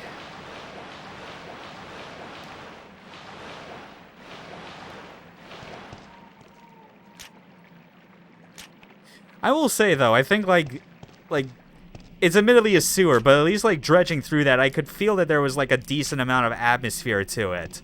Like there's that bit of like something moving through the water in the distance, but you couldn't see it, so it was like if you're going through this for like a blind first time, you might actually be thinking, oh shit, is there something else in here besides me? And no, it was just there for a regular scare.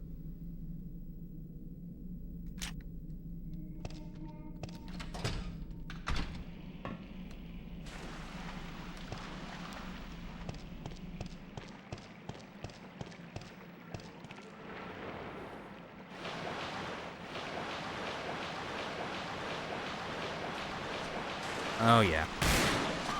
Ah, fucking leeches.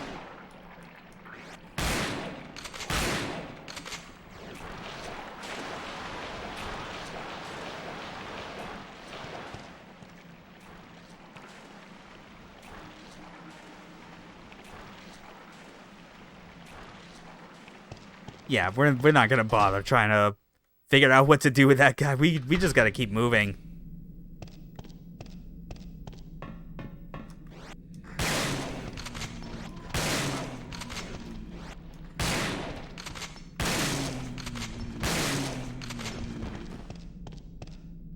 Yeah, like we're like at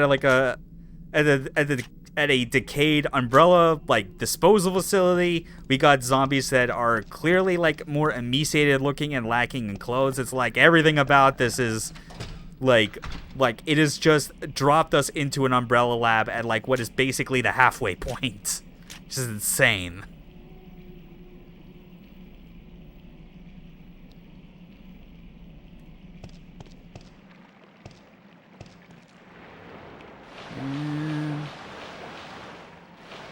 Right, through here, up this way.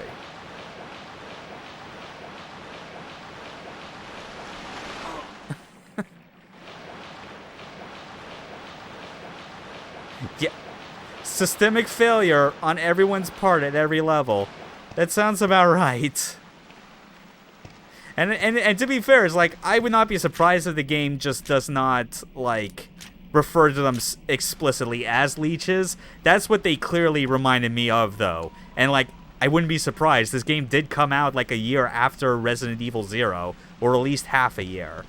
So it would not be surprised if that was, there's, like, a callback, but, like, they're not part of, like, the typical sort of leech monsters, you know?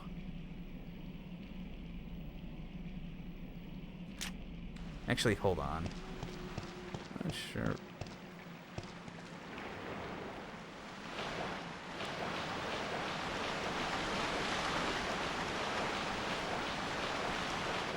Yeah.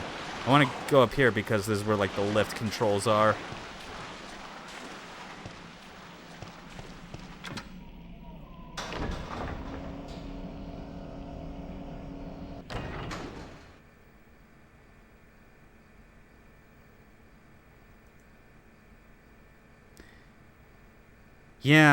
Yeah, that is real bizarre. I'm absolutely gonna have to, like, fix something about that. I don't know.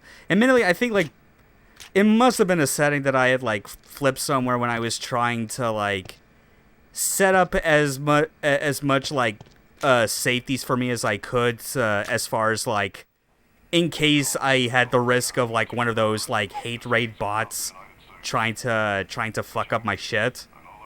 Because there was a moment, like, a couple weeks ago where in between streams, like, one of, like, those Haas, like, hate raid bot accounts had, like, followed me. And I was like, okay. I know, like, I'm, like, I don't, like, qualify as, like, the same other kind of, like, marginalized creators that, like, are on Twitch, you know? Like, I'm a fucking straight white dude, fully admit. But it's, like, I don't want to obviously, like, deal with the risk of them, like, harassing me and, like, trying to, like, flood the chat with bullshit that would, like, get me banned. So I just, like, I basically banned it and, like, added some, like, extra precautions to chat settings and whatnot just to, like, try and stave off, like, any chances of that, like, of that happening. Admittedly, like, that user, that bot account has not tried to do anything. So I think I'm clear from that for now. I just need to go back and, like, adjust, like, the auto mod settings.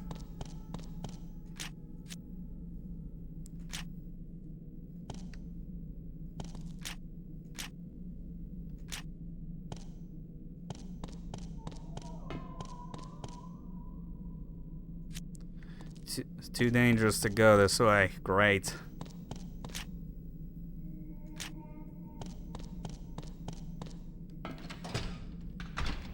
Okay, back into the waterway. God. Yeah, now I'm starting to remember a lot more about, like, why this game has the problems that it does, even when you're playing this with a gun con 2 to get, like, the legitimate experience. Muller at Digital, hey, thank you for the follow. Yeah. You've definitely come at, like, an opportune time to see the latter half of Resident Evil Dead Aim, where we have gone into, like, a way less interesting environment.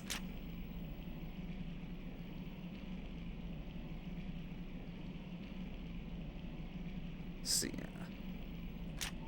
Okay, now I gotta get, like, get the actual key in order to open that door to the control room.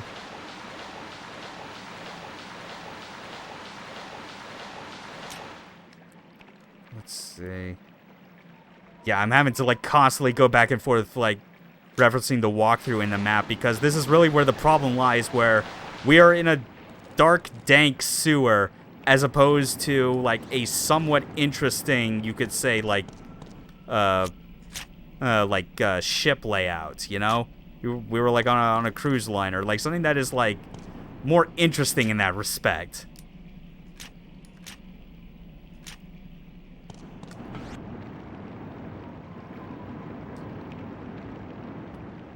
Can I? Yes. Okay. It doesn't really like to allow me to aim down, like my camera, but at least that's good enough. Ah, fuck you. Get off. I'm leaving.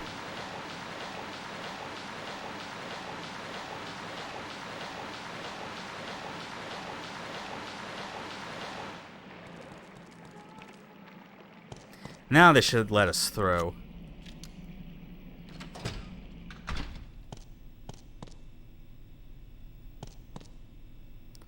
Alright, flip some locks.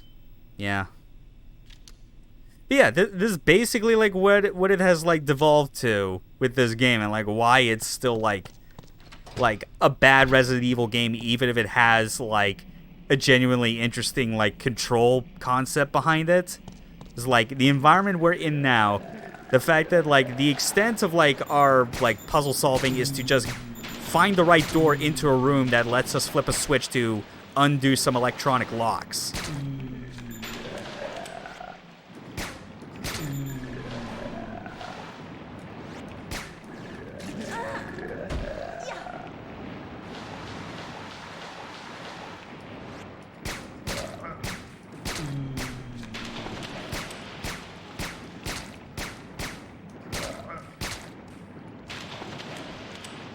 Oh, shoot.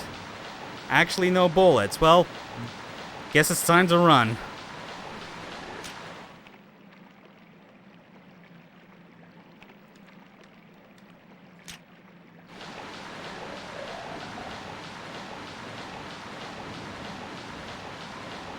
Man, they really do want you to just use the assault rifle as Fong Ling as like your primary. But I really do not want to, just because I do not like how harsh that, like, screen flashing is every time you use it. You know? Again, stuff like Time Crisis 3, like, it has a machine gun. It is nowhere near as harsh with, like, the screen flashes. Like, it's literally, like, where it feels like it is flashing the screen wide for, like, less than a frame to the point where you can't even see it or notice it going fully opaque. It's real weird. Okay.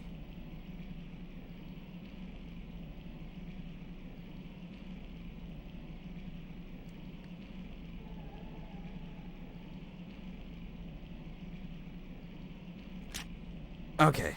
So just go back in the dirty water and then rush over to the right side along the to get some stairs. Oh,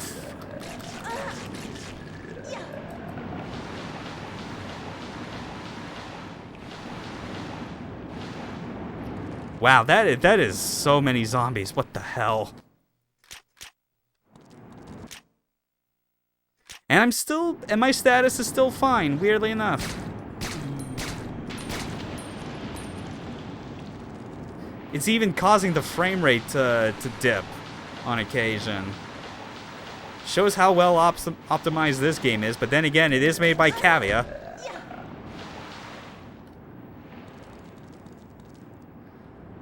Just because PS2 games back in this time were like commonly targeting 60 frames per second doesn't mean that that all of them had the ability to keep it consistent. Not everyone could really do it.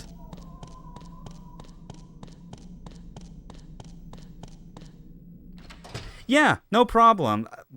Thanks for keeping me company for most of this.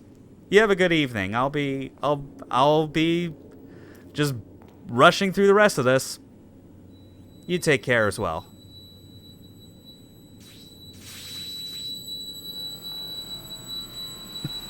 Oh, God.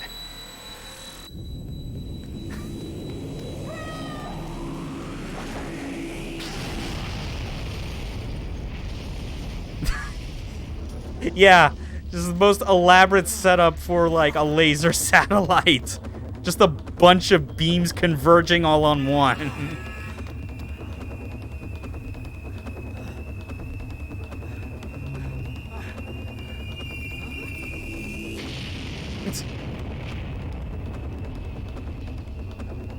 Oh my God, this fucking game.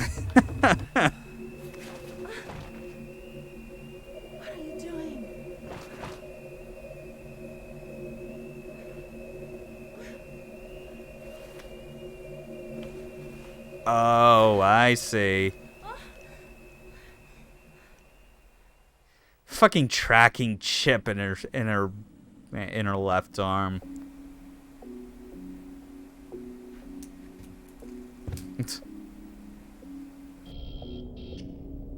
Yeah, and that somehow turns it off.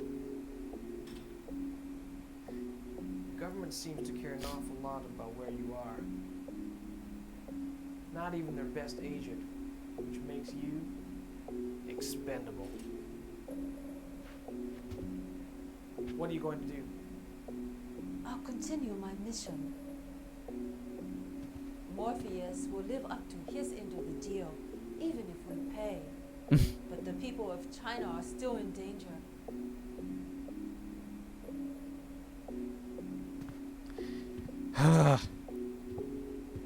Oh. These subtitles are the goddamn worst. I think I should say thanks. Don't mention it. I'm a Donghua after all. Yep, you're a dumbass. You said it yourself.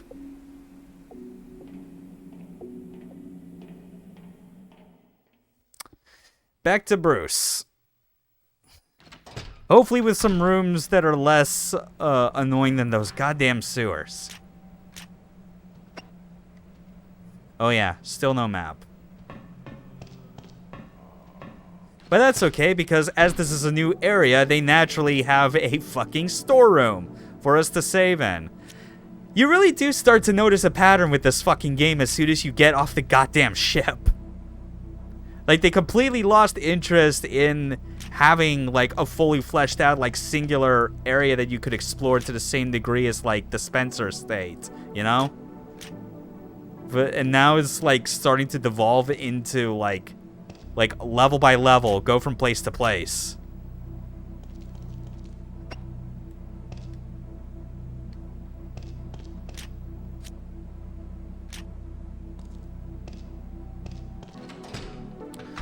Alright. So we went into the storeroom.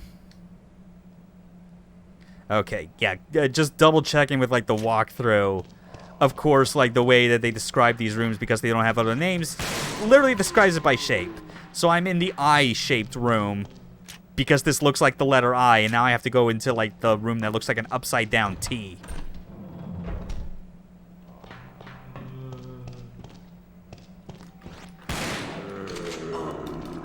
Ah, that was bad. Bad aim on my part.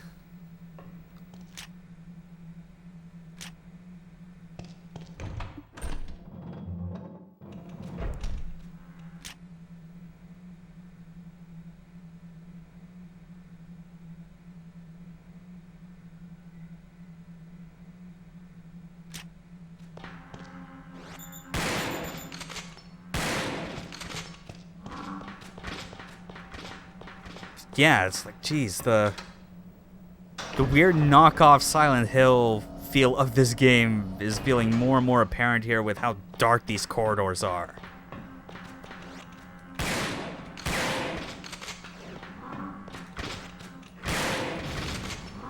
I mean, for God's sake, I'm even having to, like, shoot at things that I can't even see because my flashlight does not reach that far.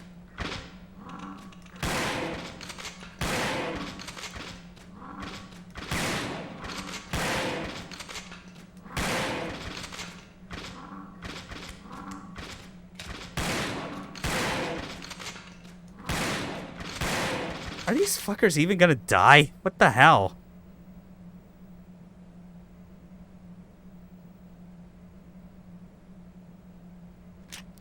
Okay, yeah, I'm just gonna go through here. Fuck it.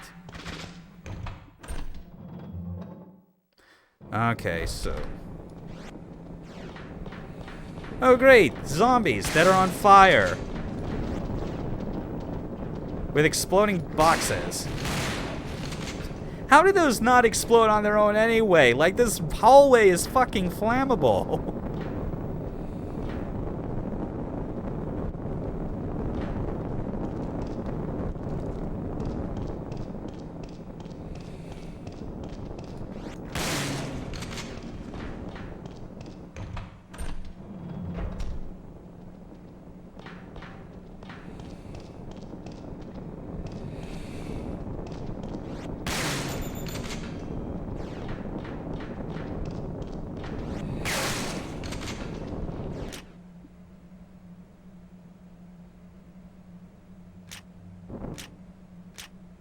Alright.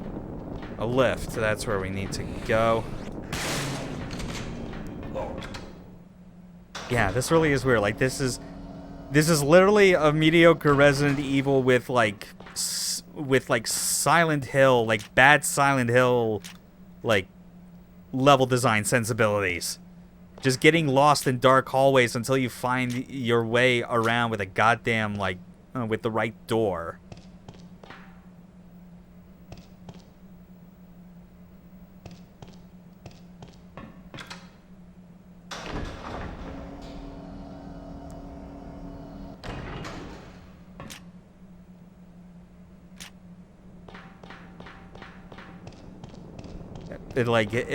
But it's still, like, it all comes back to like the novelty that this game has at its very core, is that it is like something resembling a Resident Evil game that you could play with a light gun. And the fact that it manages to, like, do it the best that any of these Survivor games have ever done is, like, commendable to a degree. At the same time, I really, like, this is absolutely the kind of game where, like, you recommend it to people only if you know that they are absolutely into, like, experiencing really weird, flawed, but still genuinely fascinating games.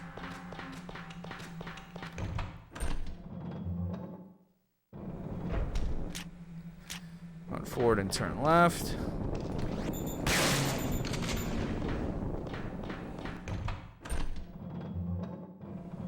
Run forward and turn right. Yeah.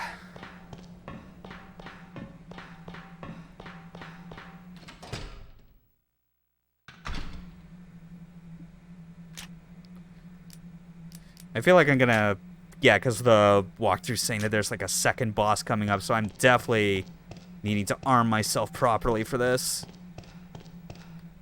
Freight elevator appears to pass through the sea. Elevator activated, as well as a boss. Right, this thing, the one that Fong Ling saw in her section.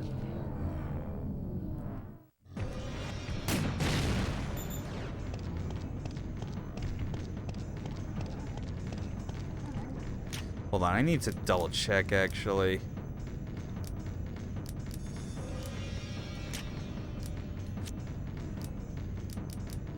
Oh, I guess there are like the only grenade rounds I have are specifically the regular grenade times.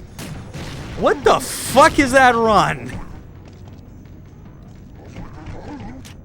What the hell, game? You know, there are certainly weird things about Resident Evil Dead Aim that I definitely like remember. Jesus Christ, just leave me alone.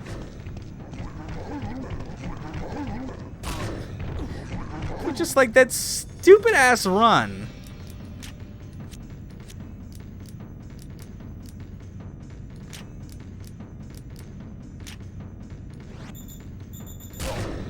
Oh my god.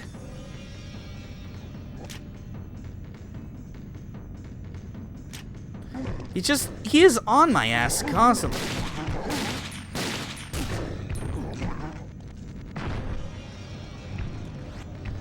Fucking goofy ass motherfucker, this fat tyrant.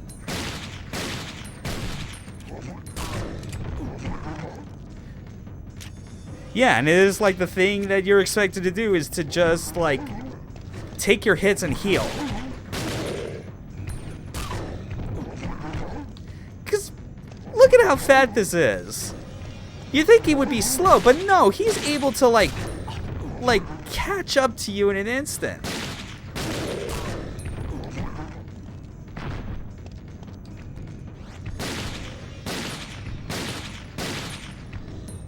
Jeez.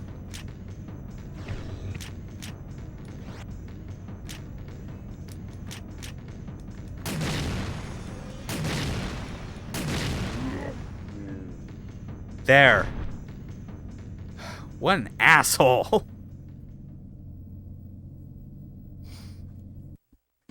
Man, I could only begin to surmise how someone that cared enough about Dead Aim would try and figure out like how you no damage, like take no hits throughout this entire game, and you get to this fat fuck. We don't have much time. Let's go. Oh well, we're at least getting closer and closer to the end now. I think from what I recall, there's only like one proper boss fight that's left.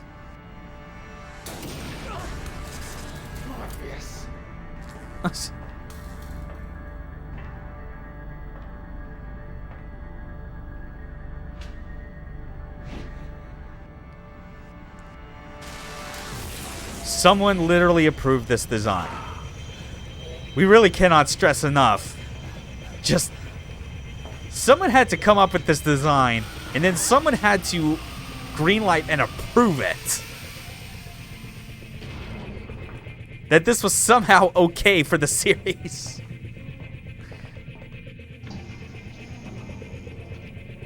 Go, go, go!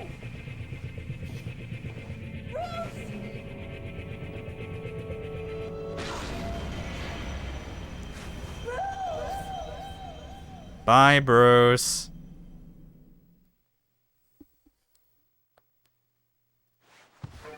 Oh, wow.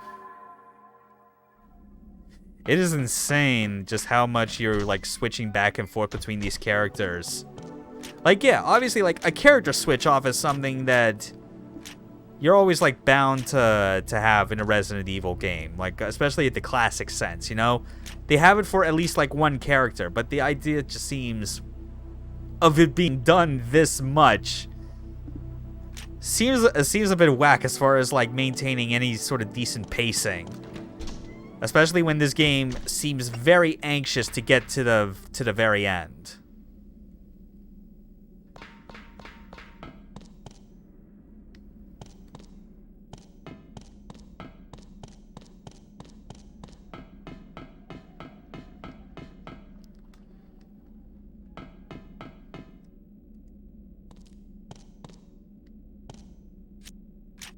Alright. Down through here.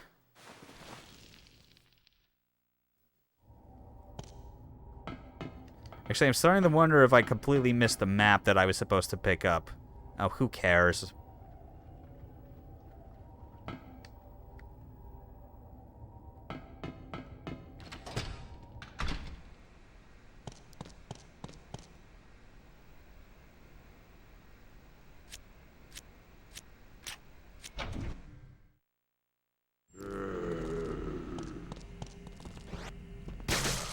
Nice.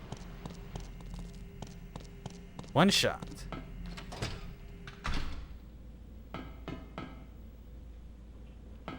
Yeah, I can just go through the elevator now.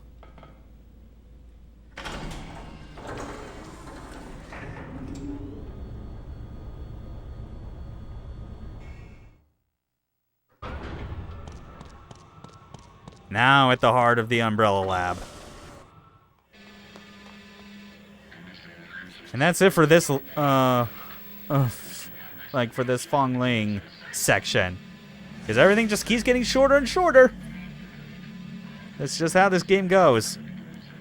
God, it really is short. I am starting to question, like, whether or not it was necessary for me to even, like start this stream half an hour early. I mean, it doesn't hurt to, like, give as much time as you think, more than you may think is necessary, just in case of any setbacks. But so far, everything's been pretty smooth, thanks to sticking with an easy mode playthrough, because the game, at least for like a first hands-on playthrough, does not deserve anything higher than that.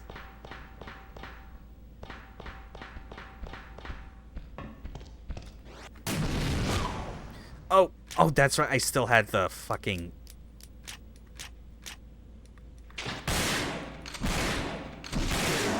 Ooh! Stop clipping through my face, you asshole!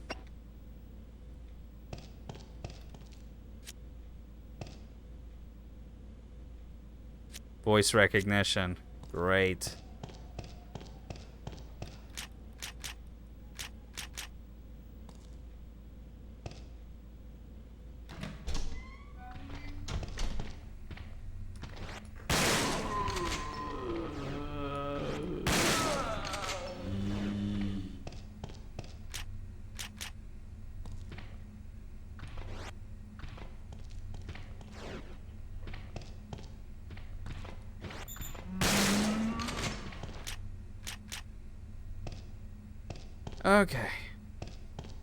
Okay, I think I'm missing something, actually. I thought, like, I regained control of Bruce, but shouldn't I have also been able to, like, find, like, a door to, like, another storeroom? Unless I... Yeah, because that's the elevator. I guess that door I went through wasn't supposed to be, like, the nearest one.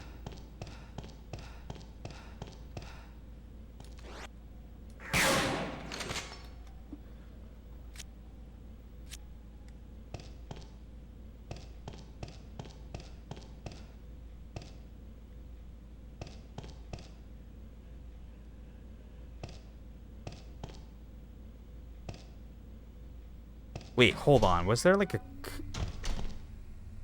Right, okay. I guess that was the right one. Yeah, I just need to get the key card that I was missing. For some reason, I guess I was expecting it to be something like an actual save room, but I suppose not.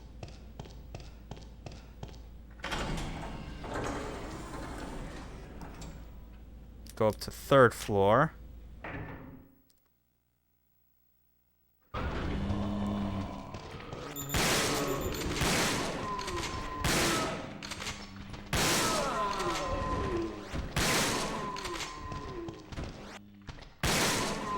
Huh.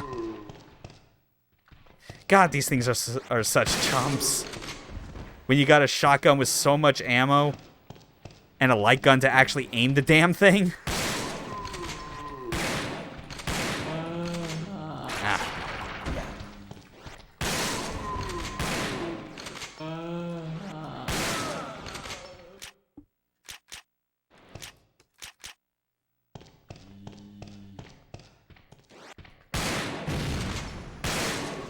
That was the worst blast radius.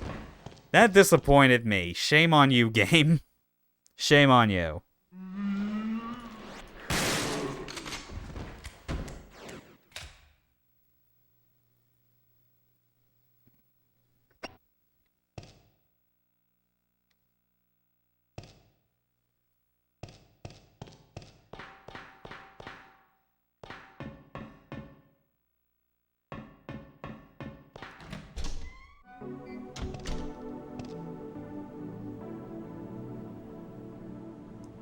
Oh, good. Fucking save room.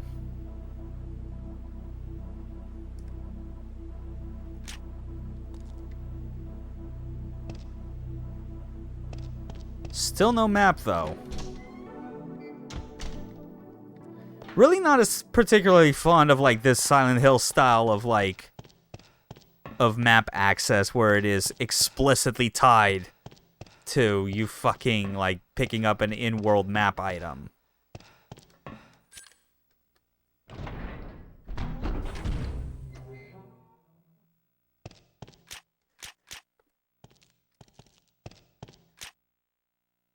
Digital recorder. Good. Clearly we know what this could be used for.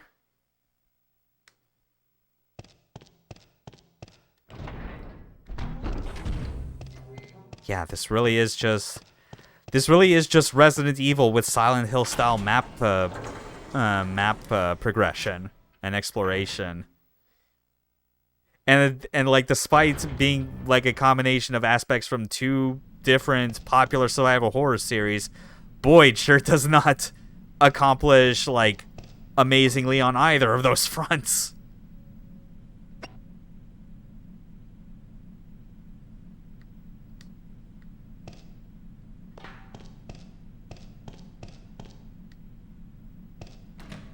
Yeah, clearly I missed the map somewhere in all this.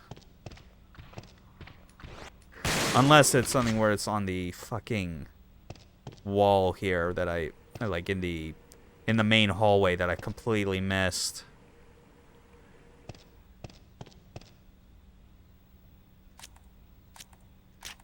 Because thou hast obeyed my voice.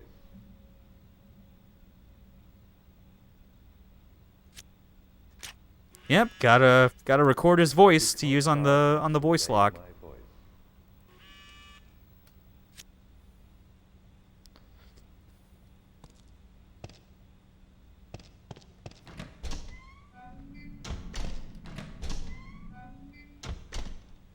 Okay, what else we got in here?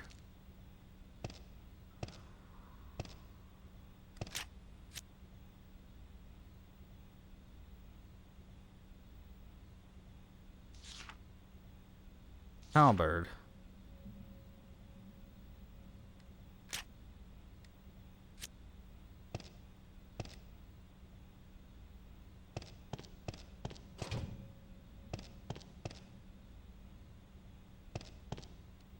Oh, the shotgun shells. Yeah, there they are. They're just right on the floor. Okay.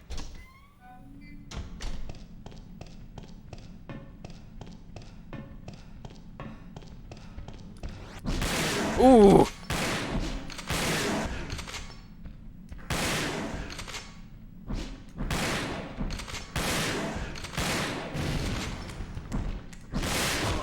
Ow, fucker.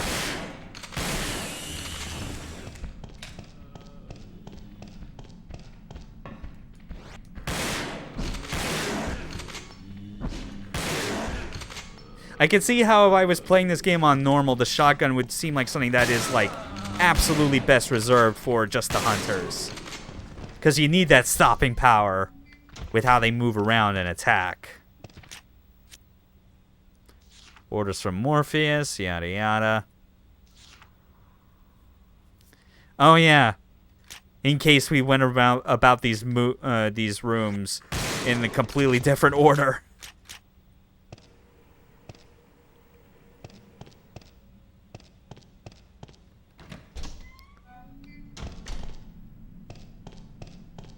All right.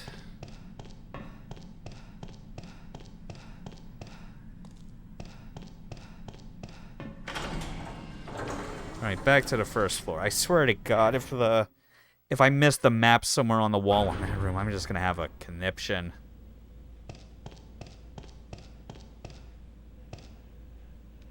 Is it in here? It would have to be in here or something. Son of a bitch!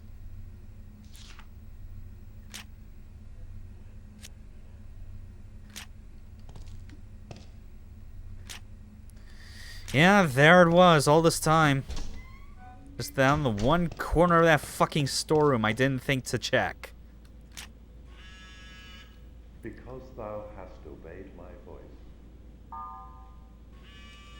Locked door with a panel, examine it, use the digital audio recorder. We've done that. Now we can go through.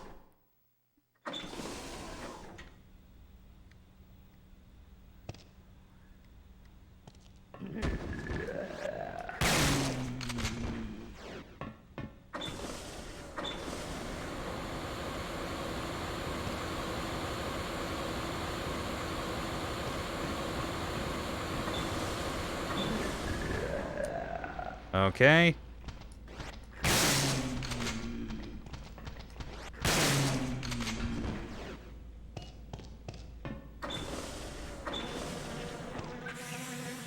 Oh, shit.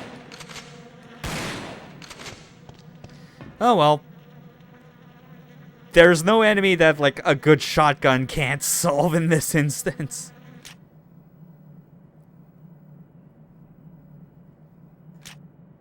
Double door in the middle.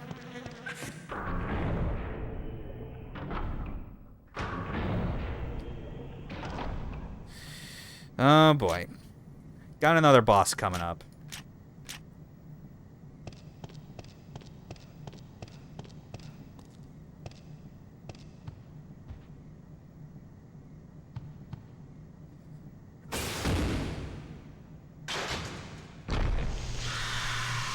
Oh yeah, the thing that was literally just explained in the file.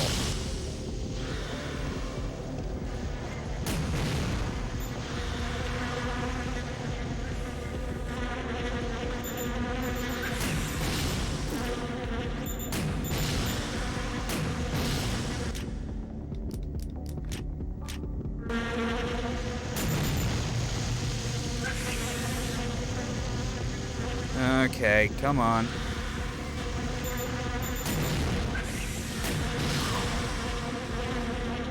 Oh, I think that's it. Huh. Come on. Okay, fade to black faster. Jeez, man. What was even the point of that? Like, why that fade and it didn't go into a cutscene? Like, is that seriously how... Oh god, that probably is how the developers like programmed the boss fights for this, where like in order for the count as like the boss being dead, it has to fade to black. It's just they were able to get away with it in most instances by just having it transition into a cutscene.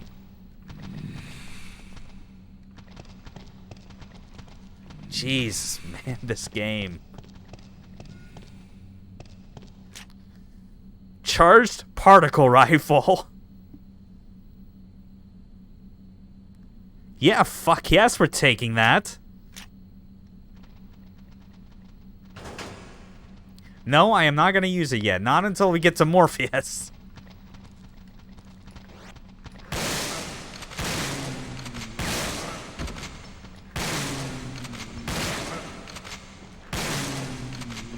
Oh yeah, and that's right. I forgot. Like, if you hold down the A or B buttons, like the ones you use for like sneaking in, like stalking, like slowly, you can actually move in first person.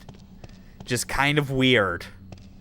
It's definitely not like the most like wieldy way of like trying to get around, I feel like.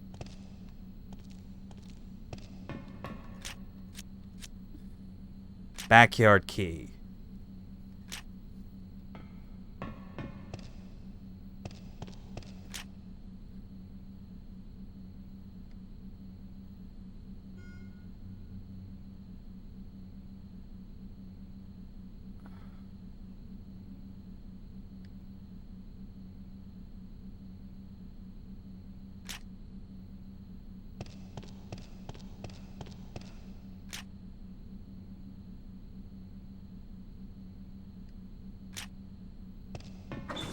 I'm gonna double check back through here. Did this door have anything? No, it's a sturdy shutter. Oh well.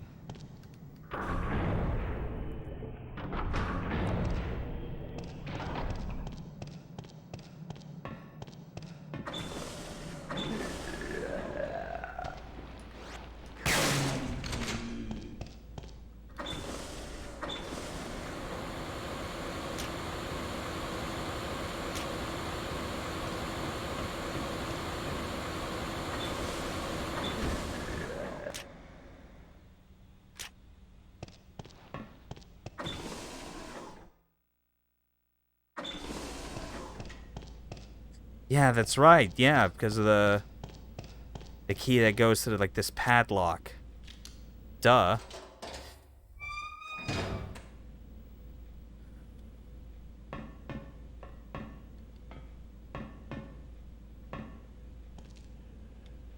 Oh yeah. Kind of back to the area where Fong Ling was.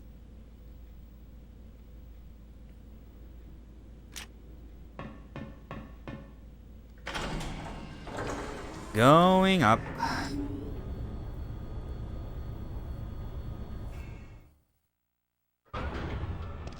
Yeah. Now we're catching back up to where she was.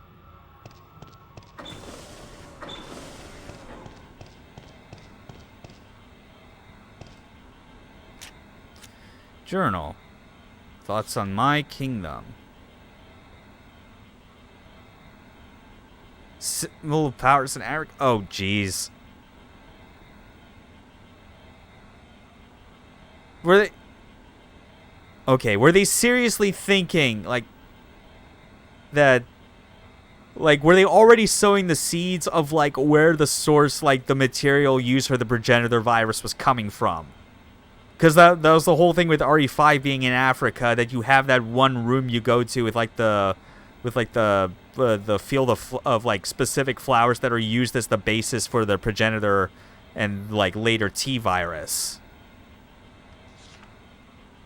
I mean, it might also be like be something where it's just a case of like the cradle of life is around like the like Middle East, like northeastern part of Africa, but it's like I don't know.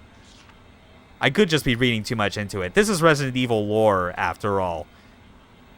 It's all fucking absurd bullshit anyway.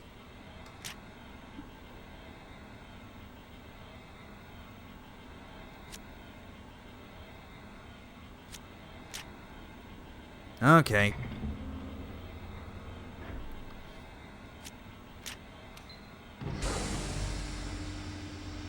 Oh yeah, and it looks like we're straight up getting to the end now. We're just a few rooms away from finishing off Morpheus for good.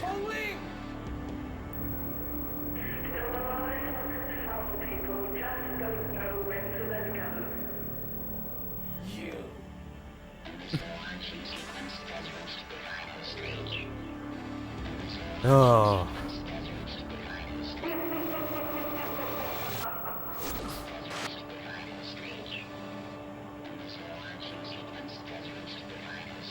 I'll get you out of there. Fine.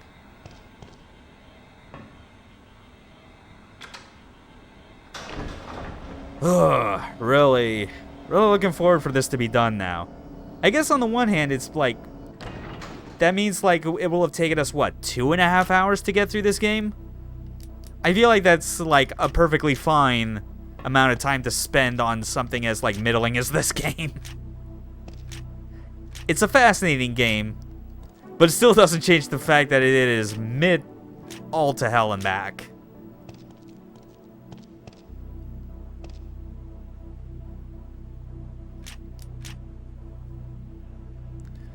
But then again, I guess it is a good thing that like it is this short. If this game for some reason had taken me more than one stream, I would probably be not inclined to actually beat it.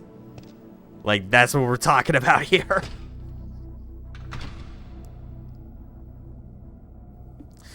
Alright. Let's go.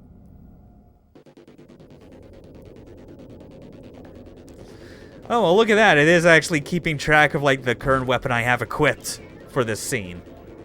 Bruce. Unless this is what they designed it to be for. Because you have to pick up this rifle in order to access the backyard key. A good agent would never risk his mission to save a woman. Yeah, that really is the thing that seems notable. Like, every time we've gotten to, like, most of these bosses, they are always preceded by you getting a new weapon that seems very explicitly designed for dealing with them. Alright, let's do this.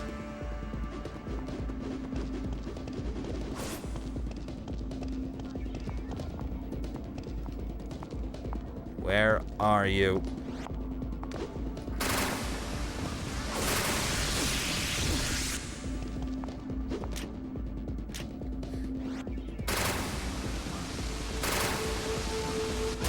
Ow, fuck.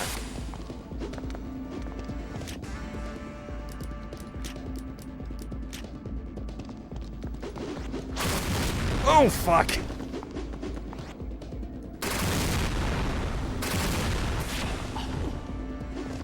Don't worry, I got more than enough health items to spare.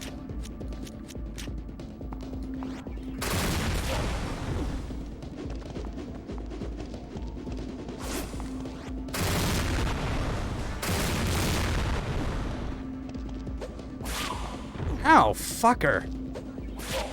Oh, come on. This is some... Yeah, this is some grade A tyrant bullshit I've come to expect from this series. Are you kidding me?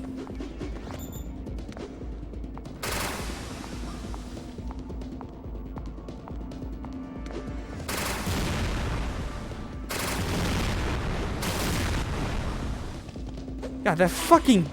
Oh, this combo is stupid.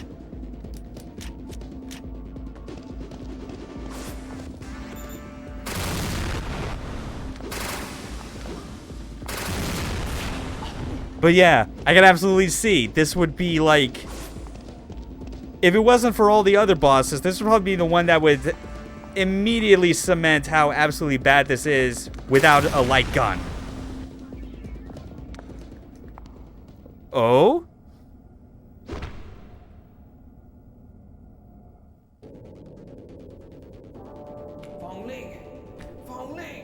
Wait, seriously?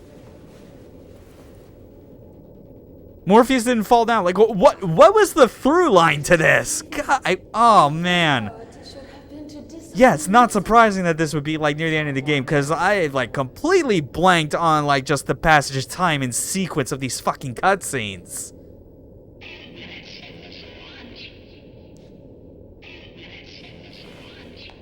Damn it! Let's go! Oh, my God. It's too complicated. We'll never make it to the missile silo in time. I'll just watch on this monitor and navigate you through. What the fuck is this? Oh, dear. Yeah, seriously, like, I seem to fall over, but, like, that was not how it looked, like, in the actual, like, cutscene. Not in the cutscene, in gameplay, rather. Oh, Jesus. That's right, fucking, like, bent over crab walk bullshit. Alright, just keep running.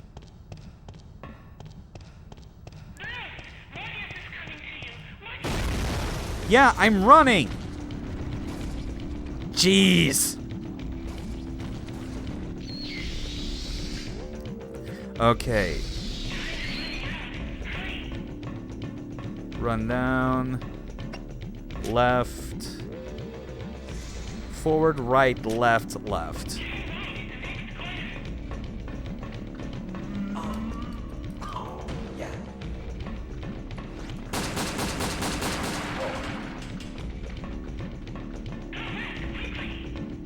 Yes, I'm going.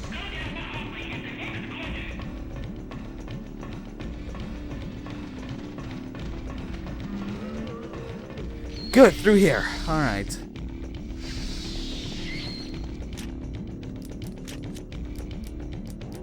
Yeah, I should get back my shotgun. All right. No, I actually get the Magnum for this. I think I'm gonna have to fight something. I got plenty of ammo, though. It's fine.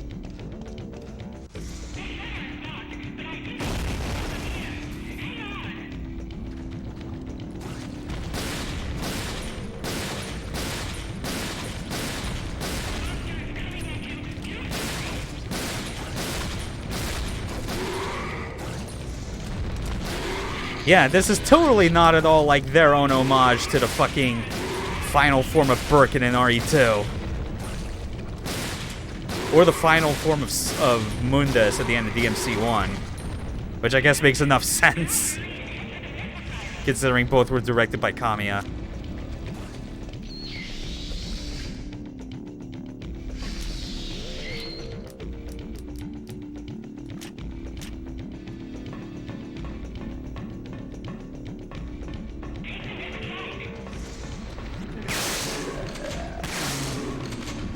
Whew.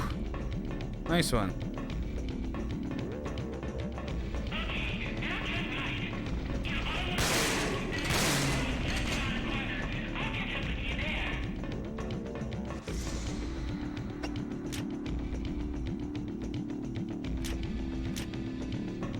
Alright, this should be good.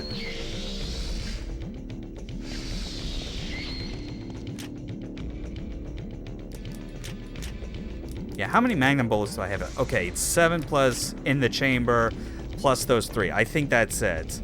Based on the walkthrough, this definitely is like the... I think the actual end of it. Oh, God, that face. Come on, Bruce. It's time for you to let go. It's like the subtitles are like made for something that is like more of a direct translation of something Japanese, while the English voices are more in line with like what people are familiar with in like the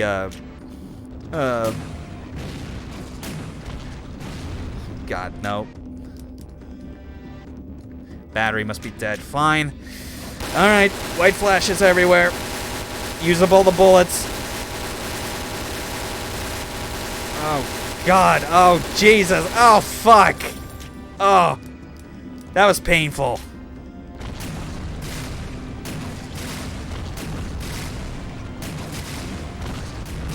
Please, don't...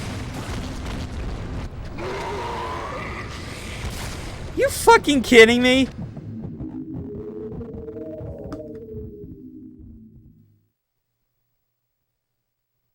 You have to hit the head if you want to stop it. Okay, how far back is this gonna... Oh, thank fucking Christ.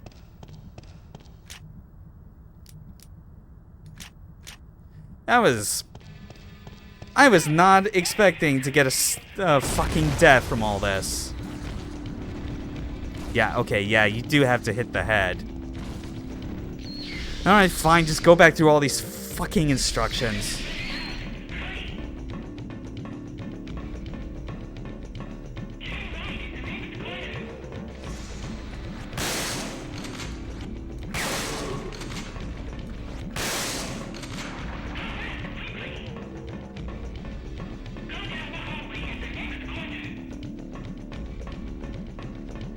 Yeah.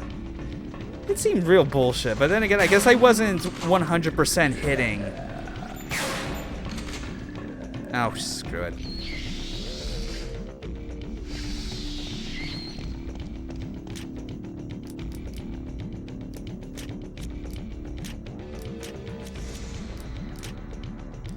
Ugh. At least when it continues, it does not send you back to the last save point. I guess that's the saving grace. Oh, fuck. Really was not expecting a death of all things right near the end.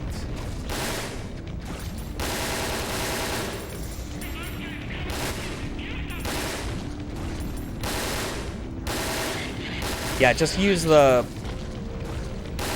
Just hit the head with the assault rifle until it reels back.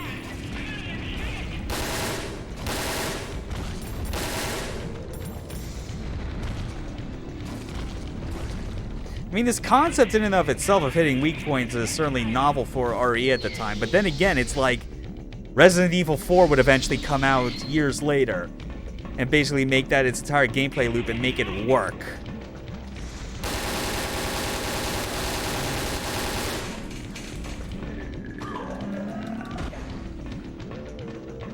Okay, that was kind of pointless, actually.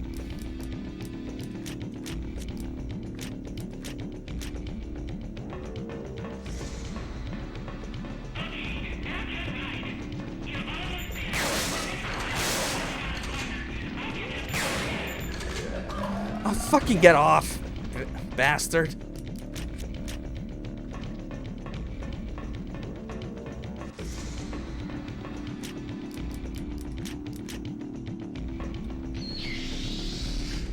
Alright, time to try this part again. Even though I got 15 bullets to work with. Actually, no.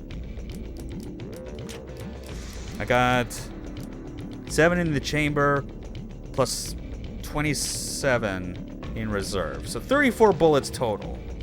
Gotta make this count. Keep shooting the head that pops out.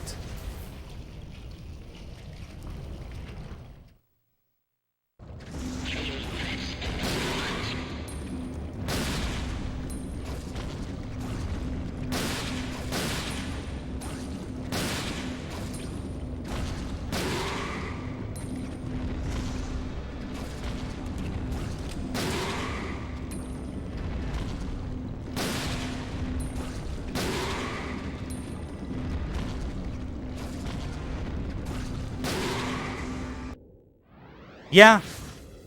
Sorry, but my dance card is full.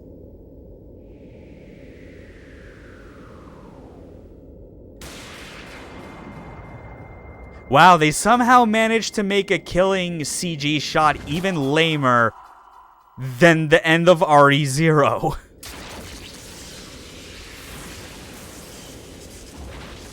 Like, using a magnum to take out the Leech Queen at the end was, like, lame compared to, like, something more explosive, but at least Billy fucking Cohen had a good one-liner to go with. That was pathetic by comparison. Like, for fuck's sake, not even a drop of, like, the game's original fucking title. Bruce McGivern seems like the kind of asshole that would, like, that would think saying that the phrase "heroes never die" is like a cool zingy one-liner or some shit.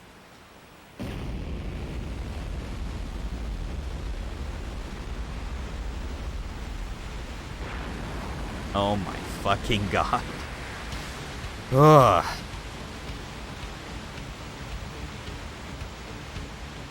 And transition into credits. With some dumb early odds Bud Rock.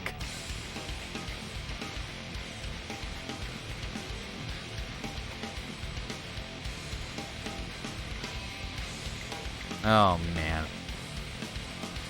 What a fascinating yet still kind of bad game. Oh god, this song even has lyrics.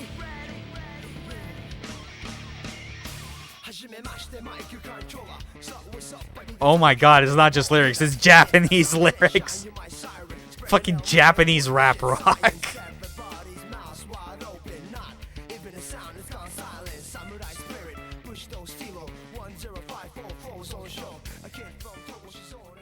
At least I'm assuming that was primarily like Japanese or something.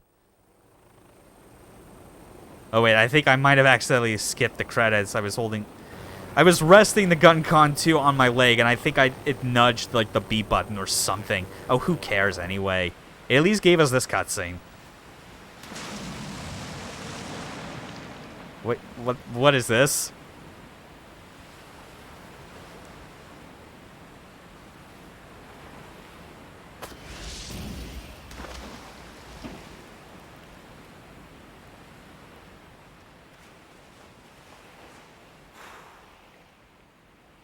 Looks like we accomplished our mission.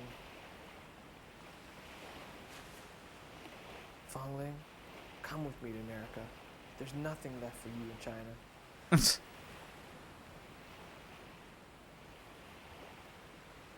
No, I'm going home. I belong to China. Tongua, I'm truly an idiot after all. You know what it really means? I've been in your country once. Yeah. That was not in your dossier. Oh my fucking god. This fucking cheeseball ending cutscene. Oh wait.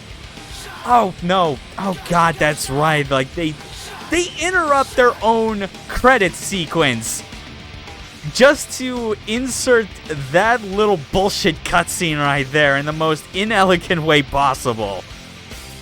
Fucking Resident Evil Dead Aim. Only it is capable of such a thing like that.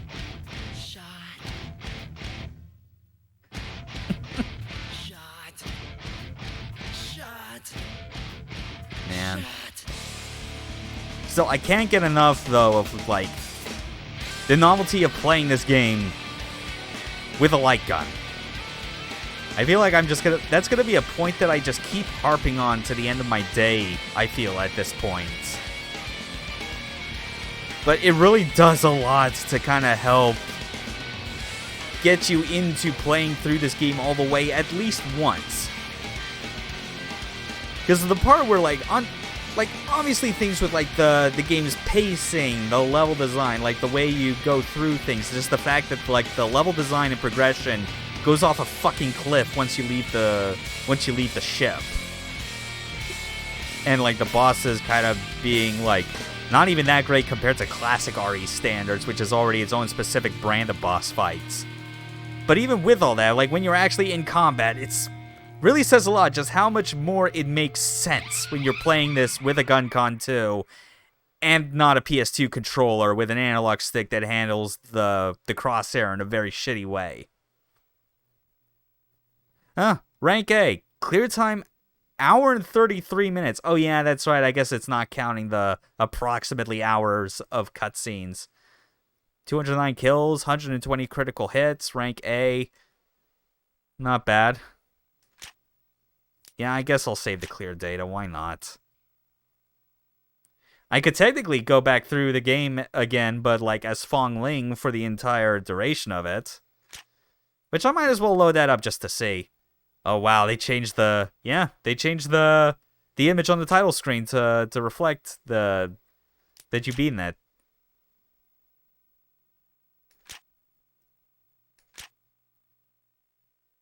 Now let's actually just try this again. Does it actually... you may play using a different character. Switch characters? Yes. Just to kind of see, what happens.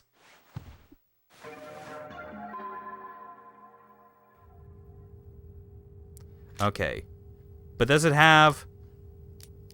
Oh, wow. It actually carries over some of these weapons. Not just the handgun and shotgun, but also the silencer and the semi-auto. Interesting.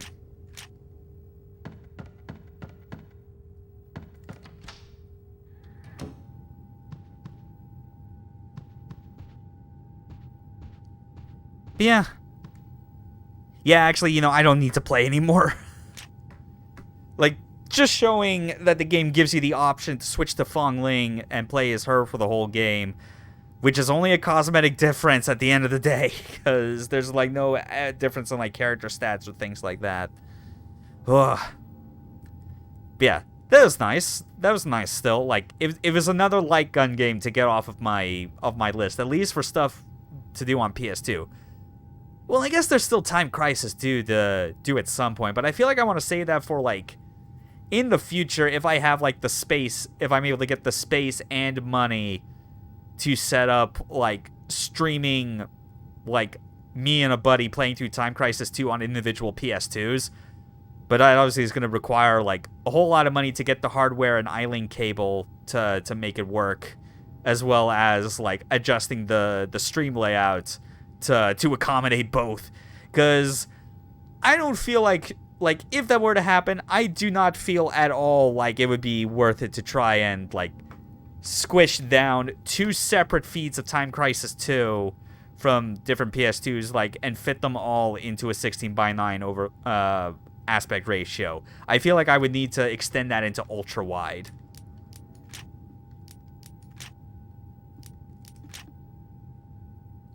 But yeah, I think... Yeah, that's definitely something that may come up later. I would definitely like to... Really can't think of much else as far as like PS2 light gun games that would be worth checking out at this point. I feel like the rest that I would be interested in are like on other systems, like PS1 specific stuff, or even Saturn, you know? Like, I think it'd be novel enough to like to show off what like the Saturn versions of Virtua Cop 1 and 2 are like, you know? Or even like some of the... Oh wait, oh yeah, that's right, I guess there is Crisis Zone on PS2, like the other... Like, yeah, there's still more Namco-specific light gun games for PS2 that I could check out. But that's not going to be for a while. Like, obviously, this is a prelude to Janktober. Next big game I'm going to be streaming is Deadly Premonition. And because of my intent to do a 100% as much as possible stream of that game, I am going to be adjusting my schedule accordingly to give myself, like, longer sessions to work with that aren't just me playing in the evening. But yeah, well, that'll be for probably starting next week on Monday, I guess. Although, admittedly, with Monday, I think that's still going to be like the same time, like the same 3 hours that start in the evening. But Wednesday and Saturdays, I'll be moving those to like basically the same time frame from when I did stuff like Kingdom Hearts 2 or Killer 7 with Kaboom, where like the time frame was like late morning, early afternoon for me. That's basically the idea. Alright. Anyway, I'm going to be signing off right now.